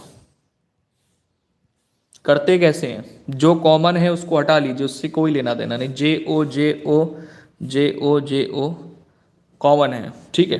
अब बात यहाँ पर आती है कि इन तीनों में क्या क्या कॉमन है। भाई इसमें तो के था, तो ये जे ओ सी यू यहाँ पर भी मिल रहा है, JOCK मिल रहा है। तो यहाँ पर अगर देखोगे तो यू और ये यू और ये के, इनमें देखोगे तो पहले कौन आएगा, तो के तो पहले आएगा ना, तो पहले नंबर पे ये हो गया। दूसरे नंबर पे अगर देखोगे इन दोनों में, तो दूसरे नंबर पे कौन आएगा, यू के बाद में एल है, तो एल के अकॉर्डिंग यहाँ पर चेक करेंगे, एल और यहाँ पे एन। तो एल दूसरे नंबर, क्योंकि एल एन से पहले आया है ना, तो ये दूसरे नंबर पे हो गया, ये तीसरे नंबर पे और ये चौथे नंबर पे। तो अरेंज किस प्रकार से आपने यहाँ पर किया, जो कॉमन है उसको नहीं देखा जाता है, उसके बाद वाले को देखा जाता है, ठीक है। तो अरेंज किस प्रकार से हुआ यहाँ पे, दूसरा वाला स्पेलिंग, फिर उसके बाद में तीसरा वाला स्पेलिंग, फिर चौथा वाला स्पेलिंग, फिर पहला वाला स्पेलिंग। तो आंसर यहाँ पर आपका क्या बन गया, option number B. Next question आ जाइए। अगला क्वेश्चन ये रहा आपकी स्क्रीन पे। इसमें कह रहा अनुक्रम को पूरा करिए। 20 नंबर क्वेश्चन है, कह रहा है कि अनुक्रम को पूरा करिए। अनुक्रम को पूरा करना मतलब यहाँ पर क्या आएगा, मैं इसको जूम कर दे रहा हूँ, ध्यान देना। 20 नंबर क्वेश्चन है, अनुक्रम को पूरा करना है। प्रीवियस ईयर क्वेश्चन दोस्तों आप लोग लगा रहे हैं, जो कि 2021 का प्रश्न है, पत्र है।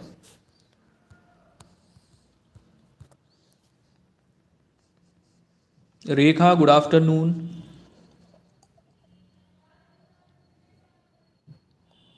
तो यहाँ पर आप देखो कि पहला नंबर और उसके अकॉर्डिंग ये आखिरी वाला जो नंबर है, आखिरी वाला तो हमें निकालना है, हालांकि आखिरी से पहले वाला ये 48 दिया हुआ। तो इनके अकॉर्डिंग अगर आप देखोगे तो मल्टीपल तो है, लेकिन बहुत बड़ा नंबर है, तो प्लस करके नहीं यहाँ पे किया जा रहा है, मल्टीप्लाई करके किया जा रहा है, ठीक है। कैसे किया जा रहा है, मल्टीप्लाई करके। तो 3 में हमने कितने का मल्टीप्लाई किया, 4 का, तो हमें 12 मिला। अब 12 में कितने का मल्टीप्लाई किया, 4 का, तो 48 यानी 48 मिला। अब 48 में क्या करोगे, 4 से अगर मल्टीप्लाई आप करोगे तो आपको कितना मिलेगा,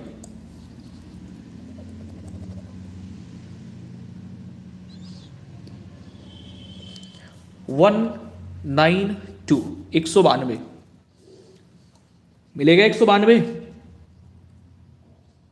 क्यों भाई, 192 मिल जाएगा।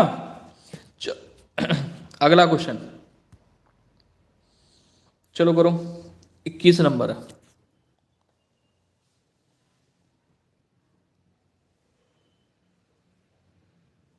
जिस प्रकार से दूसरा पद पहले से संबंधित है, उसी प्रकार से कौन सा विकल्प होगा जो कि तीसरे से संबंधित होगा।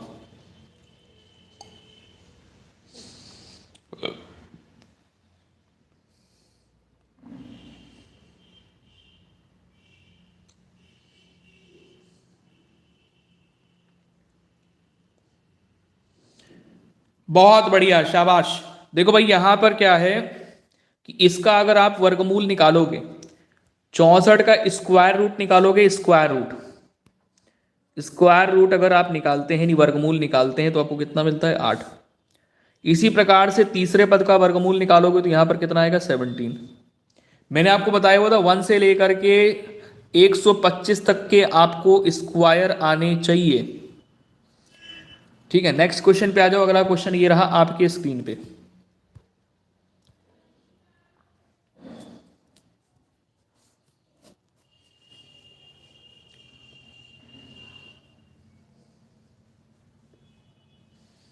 यहां पर ध्यान दीजिएगा, वेन आरेख दिया गया है और वेन आरेख में जो आरेख हैं उनका नाम दे दिया गया है। जैसे ए आरेख इंजीनियर, बी आरेख अच्छे वक्ता, सी आरेख डॉक्टर। तो कहता है कि नीचे दिए गए वेन आरेख में, वेन आरेख से 2 प्रश्न आते हैं इस टॉपिक से। ठीक है, 2 प्रश्न मिनिमम। वेन आरेख में कौन सी संख्या उन डॉक्टरों की द्योतक है, यानी दिखाती है, जो ना तो इंजीनियर हैं और ना ही अच्छे वक्ता हैं। यानी हमें ना इंजीनियर से कोई लेना देना है और ना ही अच्छे वक्ता से कोई लेना देना है। हमें केवल उनकी संख्या चाहिए जो डॉक्टर हैं। तो यहां पर डॉक्टरों की संख्या कितनी मिल रही है? 2। अगर यहीं पर आपसे कह देता कि ऐसे कितने डॉक्टर हैं जो इंजीनियर भी हैं और अच्छे वक्ता भी हैं, तो आंसर यहां पर आपका कितना होता? 7। लेकिन यहां पर कह रहा कि केवल हमें डॉक्टर से लेना देना है, ना तो अच्छे वक्ता से और ना ही इंजीनियर से लेना देना है। तो ऑप्शन नंबर यहां पर आपका पहला ही सही होगा, 2। ठीक है बेटा, अगले क्वेश्चन पे आ जाओ फटाक से दौड़ के। ये रहा कथन और निष्कर्ष वाला क्वेश्चन। अब कथन निष्कर्ष में पैटर्न धीरे धीरे चेंज हो रहा है। वो आसान वाले प्रश्न बहुत कम, अब आपको यहां पर 2 कथन दे दिए जाएंगे, निष्कर्ष देखो कौन सा सही है। नीचे दिए गए 2 कथनों के आधार पर उचित निष्कर्ष का चयन करिए। अब पहले कथन में कह रहा है कि मेरी कक्षा में सभी विद्यार्थी होनहार हैं। समझना, उसकी जो एक कक्षा है इसमें सभी विद्यार्थी जो हैं वो होनहार हैं और मनीष होनहार नहीं है। यानी मनीष अगर होनहार नहीं है तो ये इसकी कक्षा का छात्र नहीं होगा। मनीष मतलब मैंने कहा कि मेरी कक्षा में सभी विद्यार्थी होनहार हैं और आप कह रहे हो कि मनीष होनहार नहीं है, तो मनीष मेरी कक्षा का छात्र ही नहीं है। निष्कर्ष में आ जाइए, कह रहा मनीष को कठिन परिश्रम करना चाहिए, गलत, इससे कोई लेना देना ही नहीं है। कथन के अनुसार मनीष मेरी कक्षा का विद्यार्थी नहीं है, बिल्कुल सही। कुछ विद्यार्थी होनहार नहीं है, बिल्कुल गलत, उससे मतलब ही नहीं है कोई। जो होनहार नहीं है वे विद्यार्थी नहीं है, गलत। ऐसा तो नहीं बोला ना कथन में कि जो होनहार नहीं है वो विद्यार्थी नहीं है, ऐसा बोला क्या प्रश्न में? नहीं बोला। चलो अगले क्वेश्चन पे आ जाओ। ये समझ में आ गया सबको? अगला क्वेश्चन ये रहा आपकी स्क्रीन पर, बड़ा मजेदार है। आंसर आप लोगों को निकालना है, बताओ जल्दी से।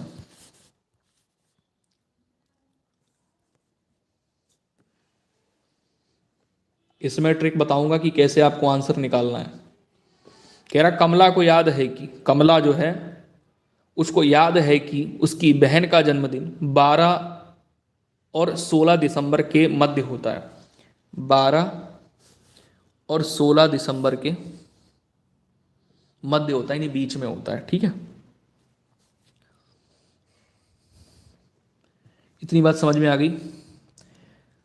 किसको याद है? कमला को याद है। उसके बाद कहता है नहीं, उमेश कह रहा है कि जो जन्मदिन है उसकी बहन का वो 14 के बाद और 17 के पहले होता है। 14 के बाद और 17 के पहले होता है।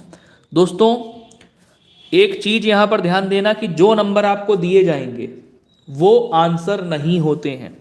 जो नंबर आपको दिए जाएंगे वो आंसर नहीं होते, क्योंकि इसमें जब बोल रहा है प्रश्न में तो आप लोग ध्यान नहीं देते हैं। 12 और 16 के मध्य मतलब बीच में, हमें ना तो 12 से मतलब है ना ही 16 से मतलब है। 14 के बाद और 17 से पहले, ना तो 14 से मतलब है ना 17 से मतलब है। ठीक है, इतनी बात अगर क्लियर हो गई हो तो ट्रिक समझ लेना, बिल्कुल आसान सी ट्रिक है। 12 और 16 के मध्य कौन कौन से नंबर आएंगे, मतलब कौन कौन सी तारीखें आएंगी? 13, 14 और 15, यही तो तारीखें होंगी। 14 से 17 के बीच में कौन कौन सी तारीखें होंगी? 15, 16 और 17। ठीक है, तो यहां पर जो हमें मिड वाला नंबर मिलेगा, जो दोनों में कॉमन होगा, वही हमारा आंसर होगा। जो दोनों में कॉमन होगा वही हमारा आंसर होगा। अब आप ये मत बोलने लगना कि 14 भी तो कॉमन है, 16 भी तो कॉमन है। मैंने आपसे क्या बोला कि उन नंबरों से कोई लेना देना नहीं है जो हमें गिवन है, ना 12 से लेना देना है, ना 16 से, ना 14 से, ना 17 से। तो एक ही नंबर दोनों में कॉमन हो रहा है, वो है 15। 15 हमारा बिल्कुल सही आंसर होगा। आ गया सबको समझ में? नहीं आया तो हमें कमेंट करके बता दो। सबको समझ में आया कि नहीं आया? भैया प्रश्न आते हैं, क्वेश्चन आपको दिखेगा पेपर में, जैसा भी आप क्वेश्चन कर रहे हैं। Princy Sharma good afternoon. सबको समझ में आया कि नहीं आया? एक बार जल्दी से कमेंट मारो फटाफट से सभी प्यारे भाई बहन। पुनीत कुमार को नहीं आया, रेखा आ गया, चलो बहुत अच्छी बात है। बाटू पटेल को आ गया। ऐसा क्या है इस क्वेश्चन में जो नहीं आया? बहुत आसान है भाई। पुनीत कहते हैं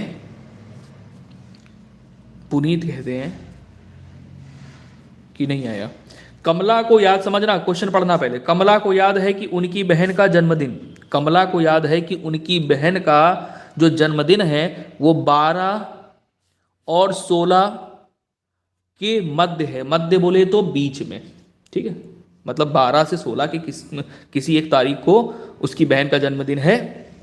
जबकि उमेश को याद है, उमेश भाई भी हो सकता है, पिता हो सकता है, चाचा हो सकता है, कोई भी हो सकता है।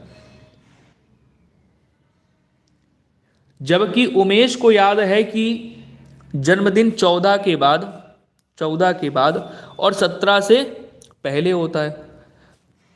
ठीक है, कमला कह रही थी ये और उमेश कह रहे थे ये, लेकिन एग्जैक्टली डेट नहीं पता कि किस दिन उसका बर्थडे होता है।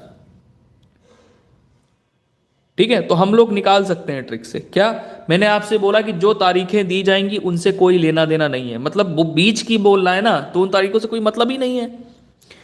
12 से 16 के बीच में कौन कौन सी तारीखें पड़ेंगी? 13, 14 और 15। 14 से 17 के बीच में कौन कौन सी तारीखें पड़ेंगी? तो 15, 16, ये दो तारीखें पड़ेंगी। अब दोनों में जो कॉमन नंबर है वो कौन सा है? दोनों में कॉमन नंबर है 15। दोनों में जो कॉमन नंबर है, जो उभयनिष्ठ नंबर है, वो कौन सा है? 15। तो सही आंसर हमारा क्या हो गया यहां पर? 15 दिसंबर। ठीक है, बहुत आसान ट्रिक है भाई। चलो यहां पर आ जाओ, देखो क्या कह रहा है। इसमें कह रहा है कि निम्नलिखित प्रश्नों में दो कथन दिए गए हैं जिनके आगे दो निष्कर्ष हैं। आपको मानना है कि कथन सत्य है, चाहे वो सामान्यतः ज्ञात तथ्यों से भिन्न प्रतीत होता हो। आपको निर्णय करना है कि दिए गए निष्कर्षों में से कौन सा या कौन से निश्चित रूप से कथन सही निकाले जा रहे हैं, मतलब सही निकल सकता है, सही निकल रहा है, निकल सकता है, या इनमें से कोई भी नहीं निकल रहा है। तो यहां पर देखिए कथन निष्कर्ष वाले क्वेश्चन है। कथन निष्कर्ष वाले क्वेश्चन 25 नंबर पे आ जाएंगे, नीचे कूट दिए गए। चलो प्रश्न आपके स्क्रीन पर है, ये कथन है। पहले तो कथन को अच्छे से समझना है। कथन में आपसे ये कह रहा है कि कुछ ऊंट जहाज हैं। ये कुछ ऊंट हो गए, ये कुछ ऊंट हैं, ठीक है, कुछ ऊंट जहाज हैं। तो जब कुछ वाली बात होती है ना, इस प्रकार से ही फिगर बनता है।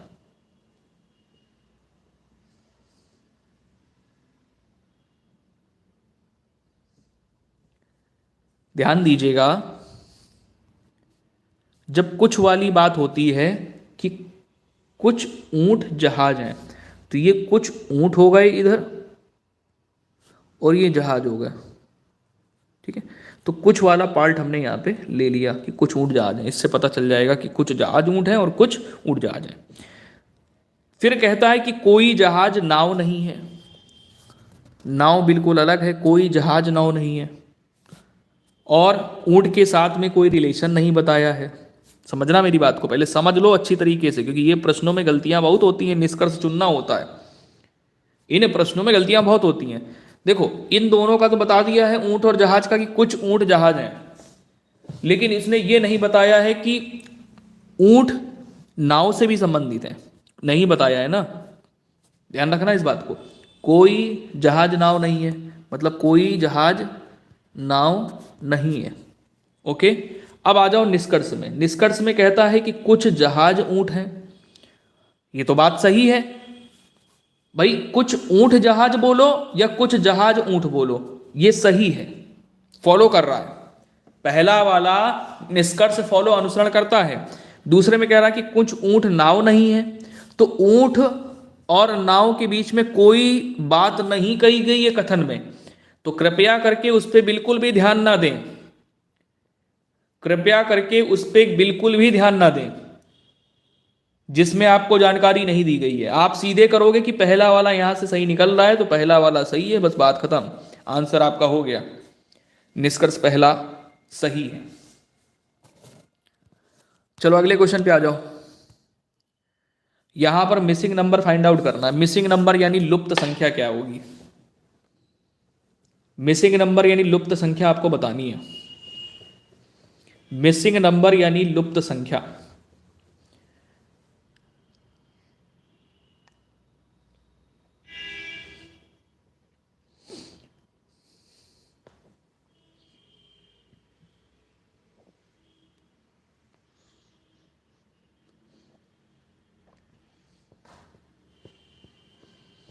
दोस्तों ध्यान देना, ध्यान देना, अगर आप कॉलम वाइज देखोगे तो 9 और 7 इनको जोड़ लो, 9 और 7 को जोड़ोगे तो 16 बनेगा, फिर 5 को आप माइनस कर दो इस वाले नंबर को तो 11 बन जाएगा। ठीक है, यही नियम आगे लगा के देख लो। 6 में से आपने क्या किया, 4 को जोड़ दिया, तो जब 6 में से हम क्या करेंगे, 4 को जोड़ेंगे तो 10 बन जाएगा। तो कितना बन गया, 10 बन गया। 10 में से क्या करोगे, 8 को माइनस कर दोगे, तो 8 जब माइनस होगा तो कितना बचेगा, 2। ठीक है, सही है, ये भी नियम सही लगा, ये भी नियम फॉलो कर रहा है। ठीक है, आगे आ जाओ। 8 से क्या करना है, इसको जोड़ना है, 8 से क्या करना है, इसको जोड़ना है, फिर क्या करना है, 4 को माइनस करना है, हमें 7 मिल जाएगा। फिर क्या करना है, 4 को माइनस करना है, हमें 7 मिल जाएगा।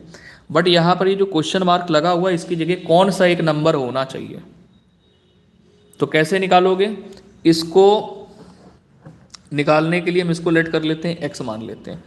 4 को उधर भेजोगे तो 11 बन जाएगा, तो 8, अच्छा एक काम कर लो, 8 और 4 को सॉल्व कर लो।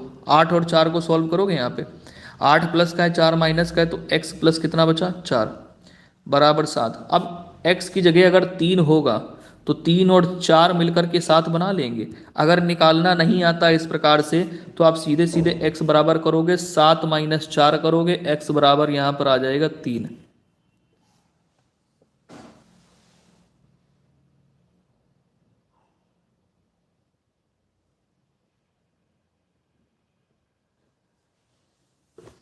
आ गया सबको समझ में, कोई दिक्कत समस्या परेशानी हो तो बता सकता है भाई 26 नंबर पे। चलो अगले क्वेश्चन पे आ जाओ फिर। यहाँ 27 नंबर में आपसे कह रहा है कि दिए गए विकल्पों में से विषम संख्या चुनिए, दिए गए विकल्पों में से विषम संख्या चुनिए। कमेंट कर दिया करो, अच्छा लगता है हमें कि आपको समझ में आ रहा है। विषम संख्या निकालोगे तो क्या बनेगी, यहाँ पे विषम संख्या कौन सी है, 19, 21, 13, 1। 27 नंबर पे विषम संख्या निकालो जरा, हम भी देखें कौन कौन सी विषम संख्या निकाल रहे हो आप लोग।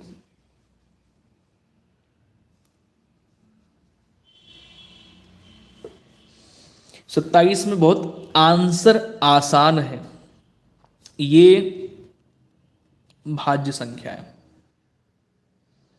ठीक है, ये भाज्य संख्या है, इसलिए ये आंसर आपका सही होगा। बाकी की अगर बात करेंगे तो 19, 1 और 13 ये कैसे हैं, ये किसी दूसरे नंबर से डिविजिबल नहीं है।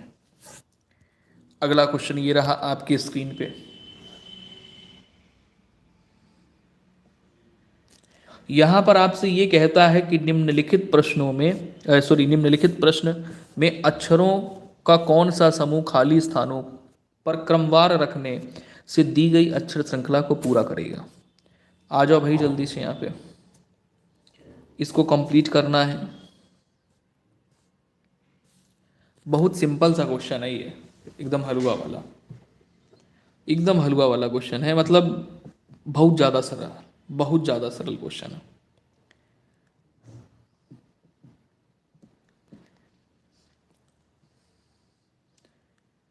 आप देखोगे ना यहाँ पे तो आपको एक चीज़ समझ में आ जाएगी यहाँ पे क्या होना चाहिए भाई। वैसे तो PQRS यानी 4 अक्षर दिए हैं, लेकिन यहाँ पर जो पेयर बन रहा है वो 5-5 का बन रहा है।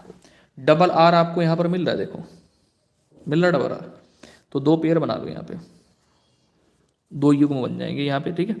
आखिरी में S मिल रहा है, S कर लिया, पहले P मिल रहा है, P कर लिया। यही यहाँ पर भी देखो फॉलो कर रहा है, PQ हो गया और यहाँ पर S हो गया, सॉरी S कह रहे हैं R। तो आपने क्या क्या फिलअप किया, QRPS,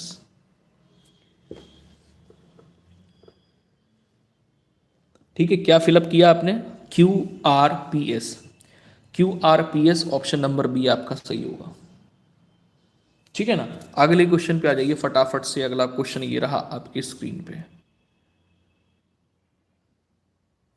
ये भैया जेन्युइन पेपर करा रहे हैं आपका, 2021 का जेन्युइन पेपर है। ऐसा ही पेपर आता है और ऐसा ही आएगा। हर साल कंपटीशन बढ़ रहा है, कंपटीशन टाइट हो रहा, तो पेपर आसान नहीं आएगा, लेकिन इसी तरह के क्वेश्चन, इसी टॉपिक से क्वेश्चन आपको पेपर में मिलेंगे। यहां पर कह रहा है कि एक बेंच पर बैठे हैं ABCDE, सीटिंग अरेंजमेंट का क्वेश्चन है।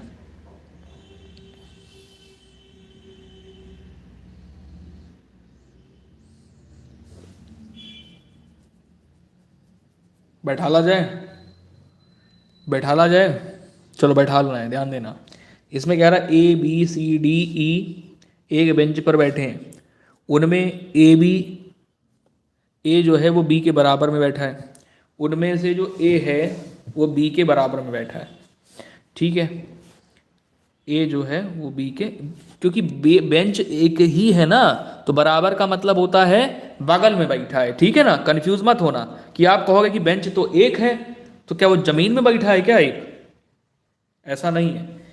बेंच एक ही है, ए बी के बराबर में बैठा है, तो हमने एक ये बेंच बना ली, ठीक है, और एक बेंच ये बना ली। कह रहा ए बी के बराबर में बैठा है, तो ए यहां पर हो गया, बी यहां पर हो गया, ठीक है।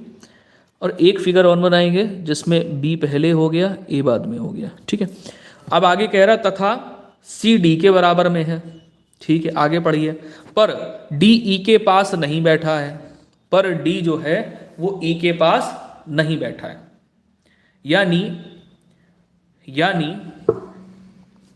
भाई 5 लोग तो हैं, तो ई अगर इधर हो जाएगा तो सी और डी इधर होगा।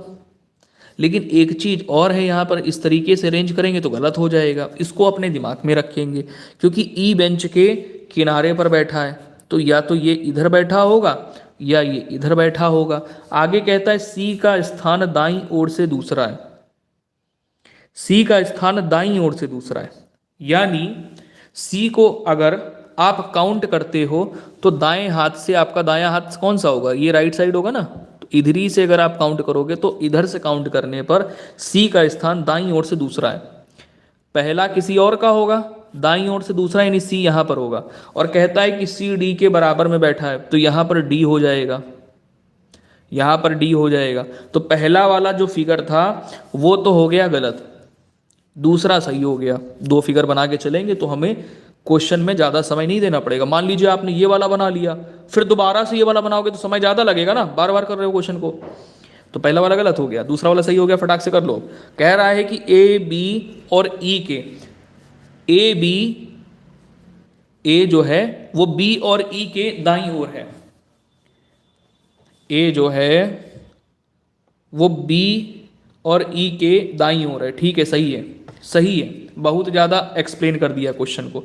आगे कहता है कि लेकिन ए और सी साथ बैठे हैं, ठीक है, ए और सी साथ बैठे हैं, बिल्कुल जस्टिफाई हो गया कि बिल्कुल सही हमने बनाया हुआ है। आगे कहता है कि ए किस स्थान पर बैठा है, तो ए बिल्कुल मिड में बैठा हुआ है, बी और सी के बीच में, बी और सी के बीच में बिल्कुल मिड में बैठा है।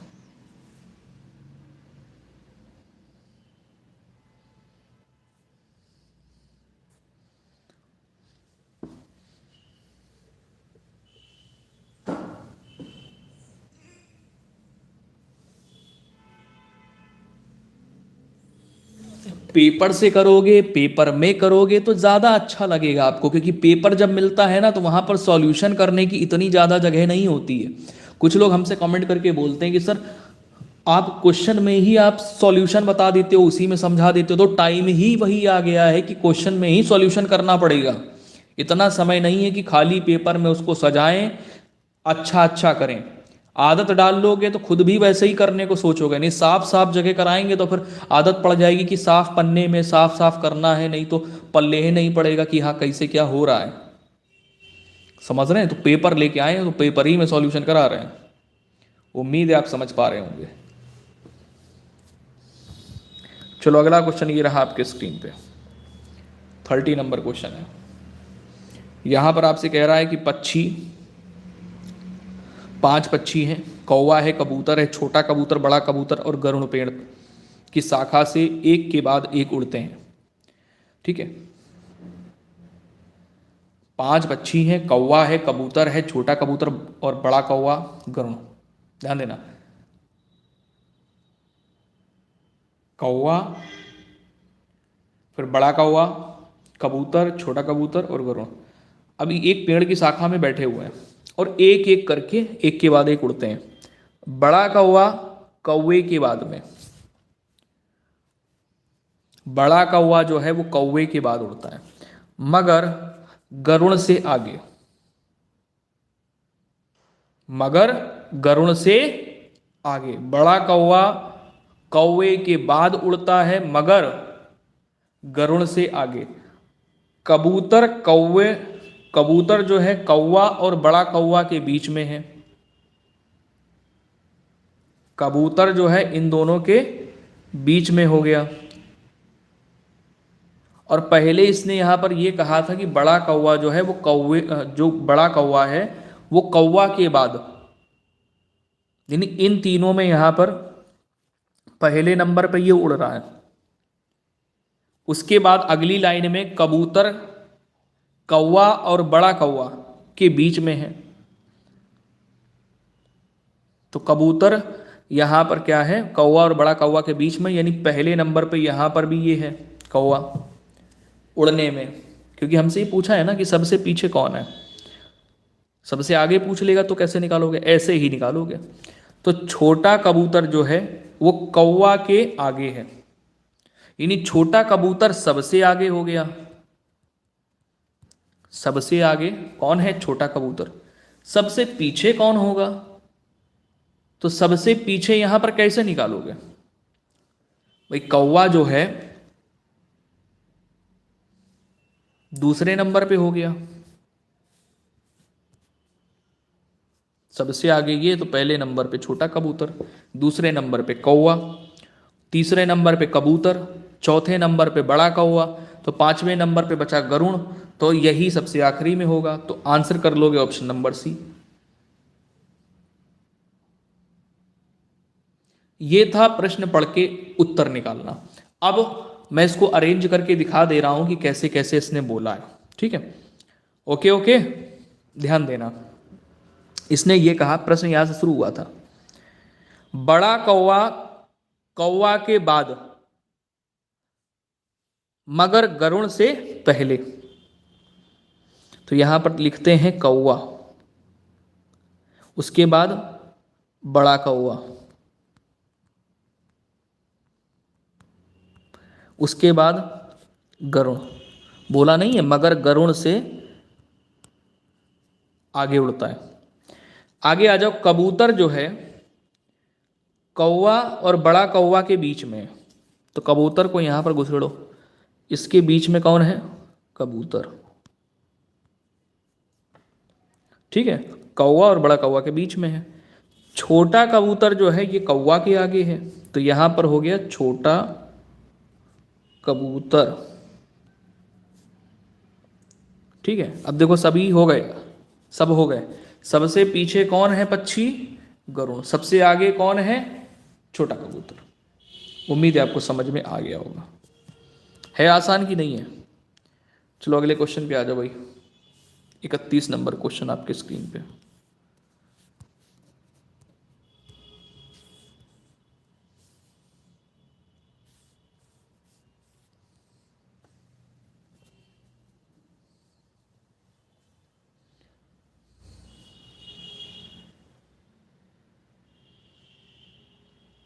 इसमें संध्या किसी का नाम है, सीधे ए से बी तक चलती है जो 2 किलोमीटर की दूरी है।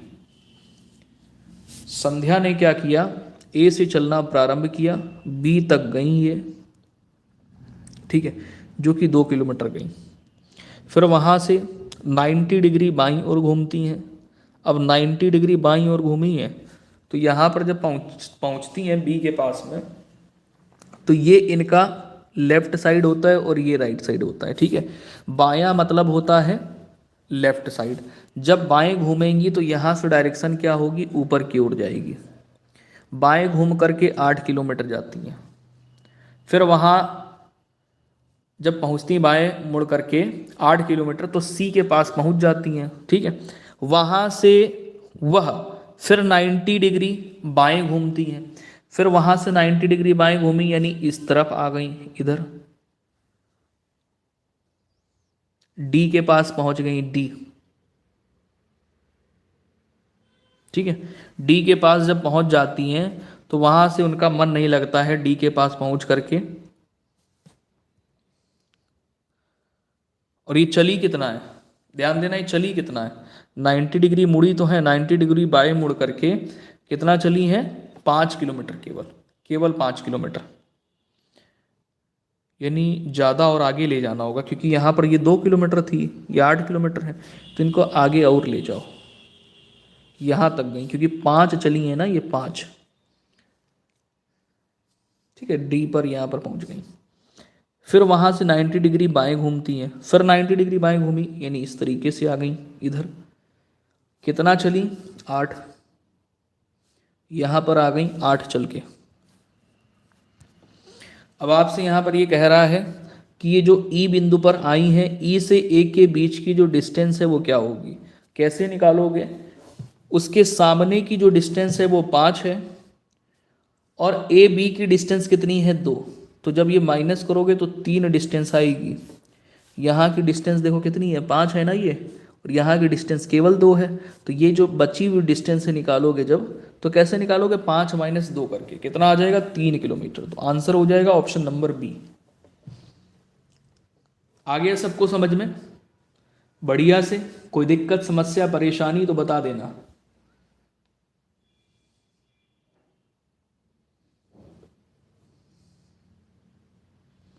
चलो आ जाओ अगले क्वेश्चन पे। ब्लड रिलेशन वाला है क्वेश्चन, ब्लड रिलेशन वाला रक्त संबंधित प्रश्न। यहाँ पर कह रहा है दीपक के एक भाई का नाम आदित्य है। दीपक के एक भाई का नाम आदित्य है, तो ये भी कह सकते हैं दीपक का भाई आदित्य है, ठीक है। आगे आ जाओ। दीपक कुलदीप का बेटा है, यानी आदित्य भी क्या होगा? कुलदीप का बेटा होगा। बंटी कुलदीप के पिता है, बंटी कुलदीप के पिता है, ध्यान देना। तो कुलदीप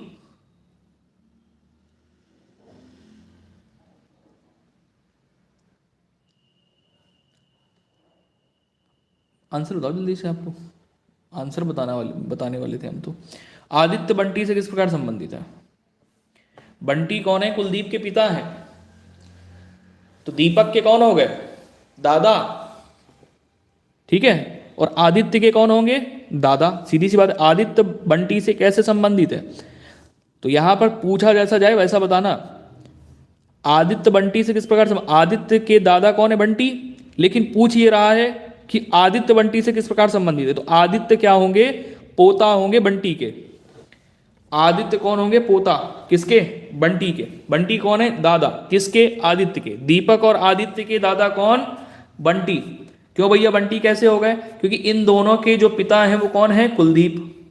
और कुलदीप के पिता कौन है? बंटी।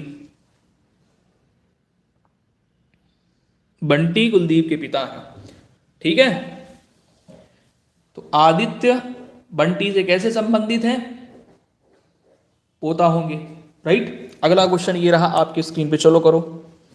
कोडिंग एंड डिकोडिंग का आया इतनी देर बाद क्वेश्चन, समझ लो 33वां नंबर क्वेश्चन है कोडिंग एंड डिकोडिंग का। 33 नंबर क्वेश्चन में कह रहा है कि विशिष्ट कोड भाषा में डेंजर को इस प्रकार से लिखा जाता, मतलब कोडिंग की गई है। डी के लिए कोड यहां पर बनाया है 1, ए के लिए कोड बनाया है 4, एन के लिए कोड 5, जी के लिए कोड क्या है 2, ई के लिए कोड 3, आर के लिए कोड 7। ठीक है, इसी प्रकार से यहां पर भी देखो कोड बना लिया है। आर के लिए 7 है, ए के लिए कोड 4 है, एन के लिए कोड 5 है, सी के लिए कोड 9 है, ओ के लिए कोड 6 है, आर के लिए कोड 7 है। ठीक है, अब यहां पर आर के लिए कोड कितना है 7, ए के लिए कोड कितना है देखा आपने 4 है, ये देखो ए के लिए कोड कितना है 4 है कि नहीं है। आगे जी के लिए कोड क्या है, जी के लिए कोड है 2, जी के लिए कोड कितना है 2, और ई के लिए कोड कितना है जल्दी से बताओ फटाफट से 3। तो राइट आंसर यहां पर क्या हो गया 7423, ऑप्शन नंबर सी राइट है। 7423 ऑप्शन नंबर सी राइट है। नेक्स्ट क्वेश्चन आओ, अगला क्वेश्चन 33 नंबर ये रहा आपके स्क्रीन पे। दिए गए विकल्पों में से संबंधित शब्द संख्या अक्षर को चुनिए।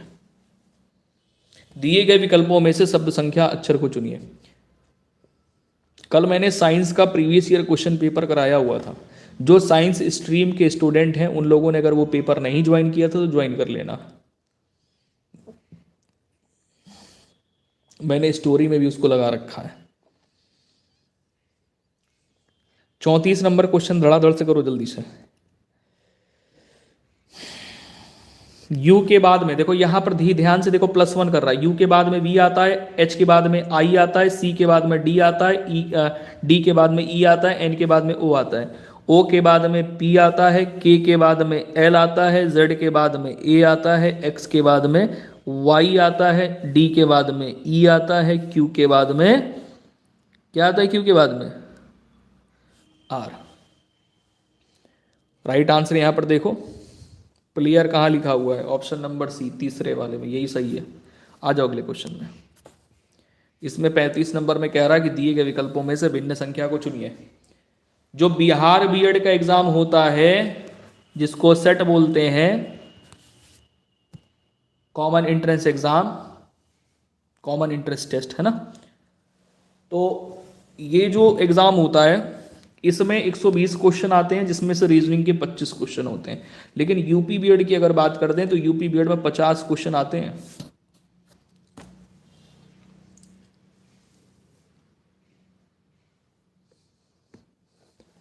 भिन्न संख्या यहां पर चुनोगे क्या आ जाएगा, ये 121 क्यों भिन्न संख्या है, ये 11 का वर्ग है, बाकी कोई भी संख्या किसी का वर्ग नहीं है। नेक्स्ट क्वेश्चन आ जाओ।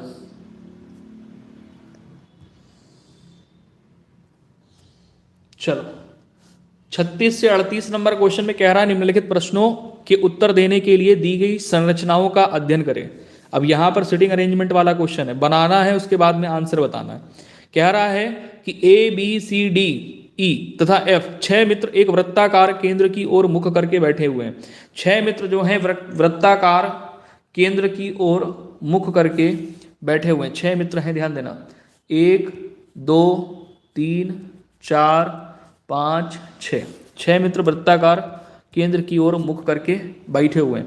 इसमें कहता है कि सी ए व ई के मध्य है, सी जो है ए व ई के मध्य है।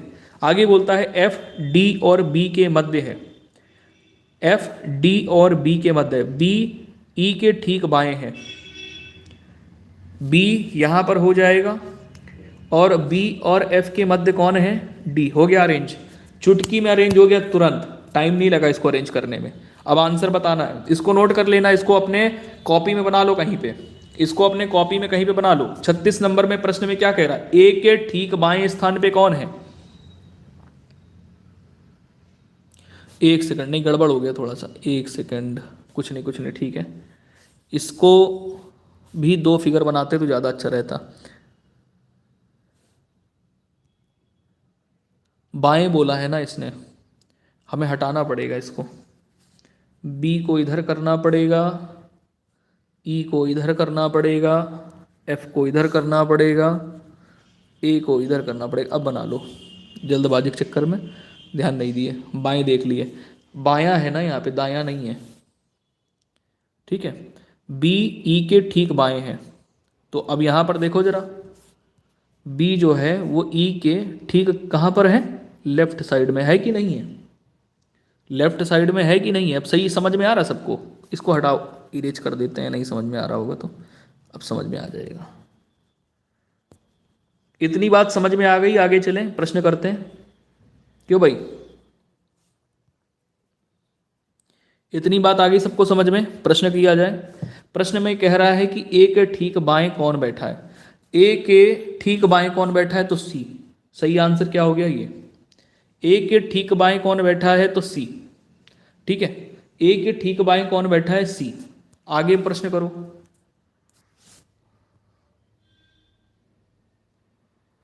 चलो, किस प्रकार से सर्किल बना था ध्यान देना।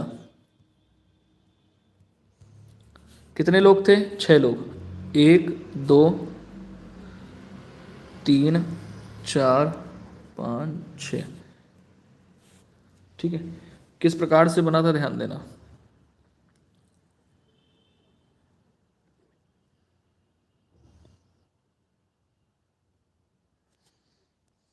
बी ई सी ए है ना, इधर एफ था, यहाँ पे डी था, ठीक है।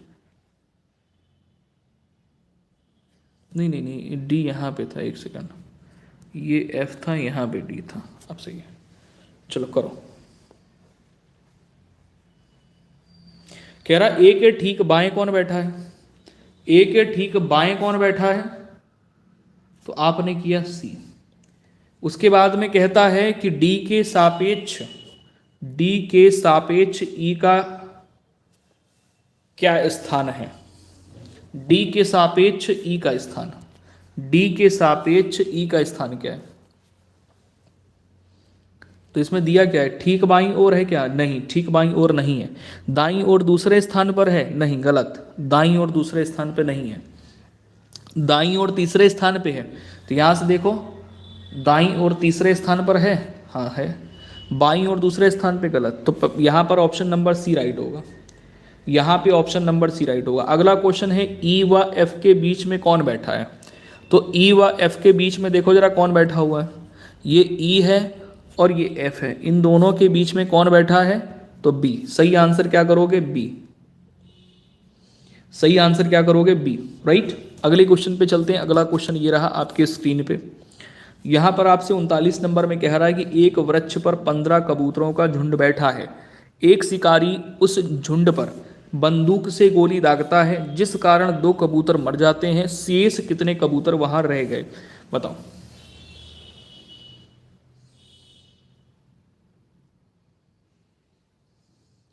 देखना है इस प्रश्न का उत्तर कौन कौन देता है, और सभी प्यारे भाई बहन आंसर देंगे इस प्रश्न का, सभी प्यारे भाई बहन इस प्रश्न का आंसर देंगे।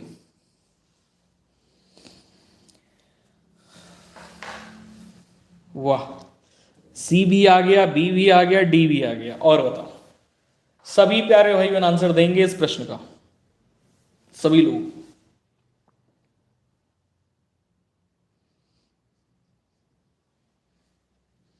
पुनीत क्या बात है, तुम आंसर नहीं दे रहे हो, नोट कर रहे हो क्या।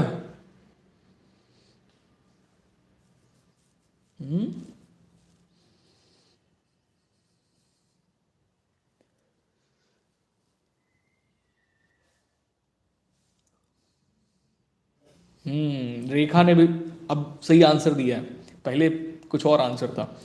चलो बहुत बढ़िया। देखो सीधी सी बात, अगर हम किसी भी डाल पर बंदूक चलाएंगे तो पक्षी उड़ जाएंगे, उड़ जाएंगे कि नहीं उड़ जाएंगे, और फिर वहां पे कुछ नहीं बचेगा।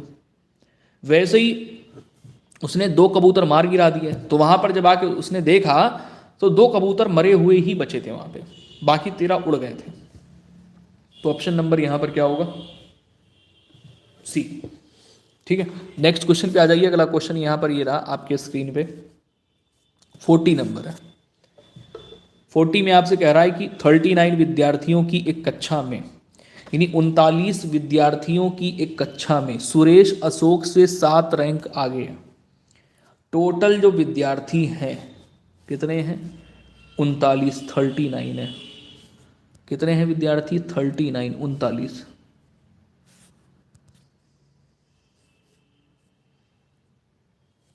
ठीक है, कहता है 39 विद्यार्थियों की एक कक्षा में सुरेश अशोक से 7 रैंक आगे।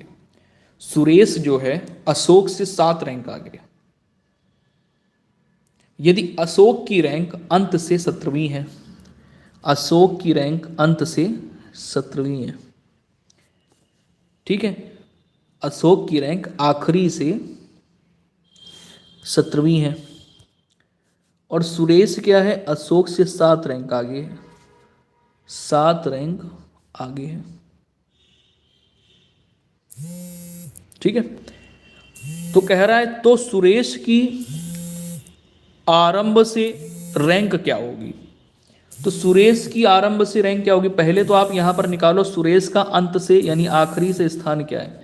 तो 17 में 7 जोड़ोगे तो यहां पर बचेगा 24, मतलब बचेगा क्या? बन जाएगा 24। यानी आखिरी से यानी अंत से काउंट करने पर सुरेश कौन से स्थान पे? 24वें स्थान पे। शुरुआत से अगर आप निकालोगे तो क्या करना पड़ेगा? 39 से 24 को माइनस करना है और +1 करना है। ठीक है, तो यहां पर देखो कितना बचा? 15, 1, 16, तो 16वां स्थान होगा, 16वां स्थान होगा, 16वां स्थान हो जाएगा यहां पे। ठीक है, समझ आ गया सबको?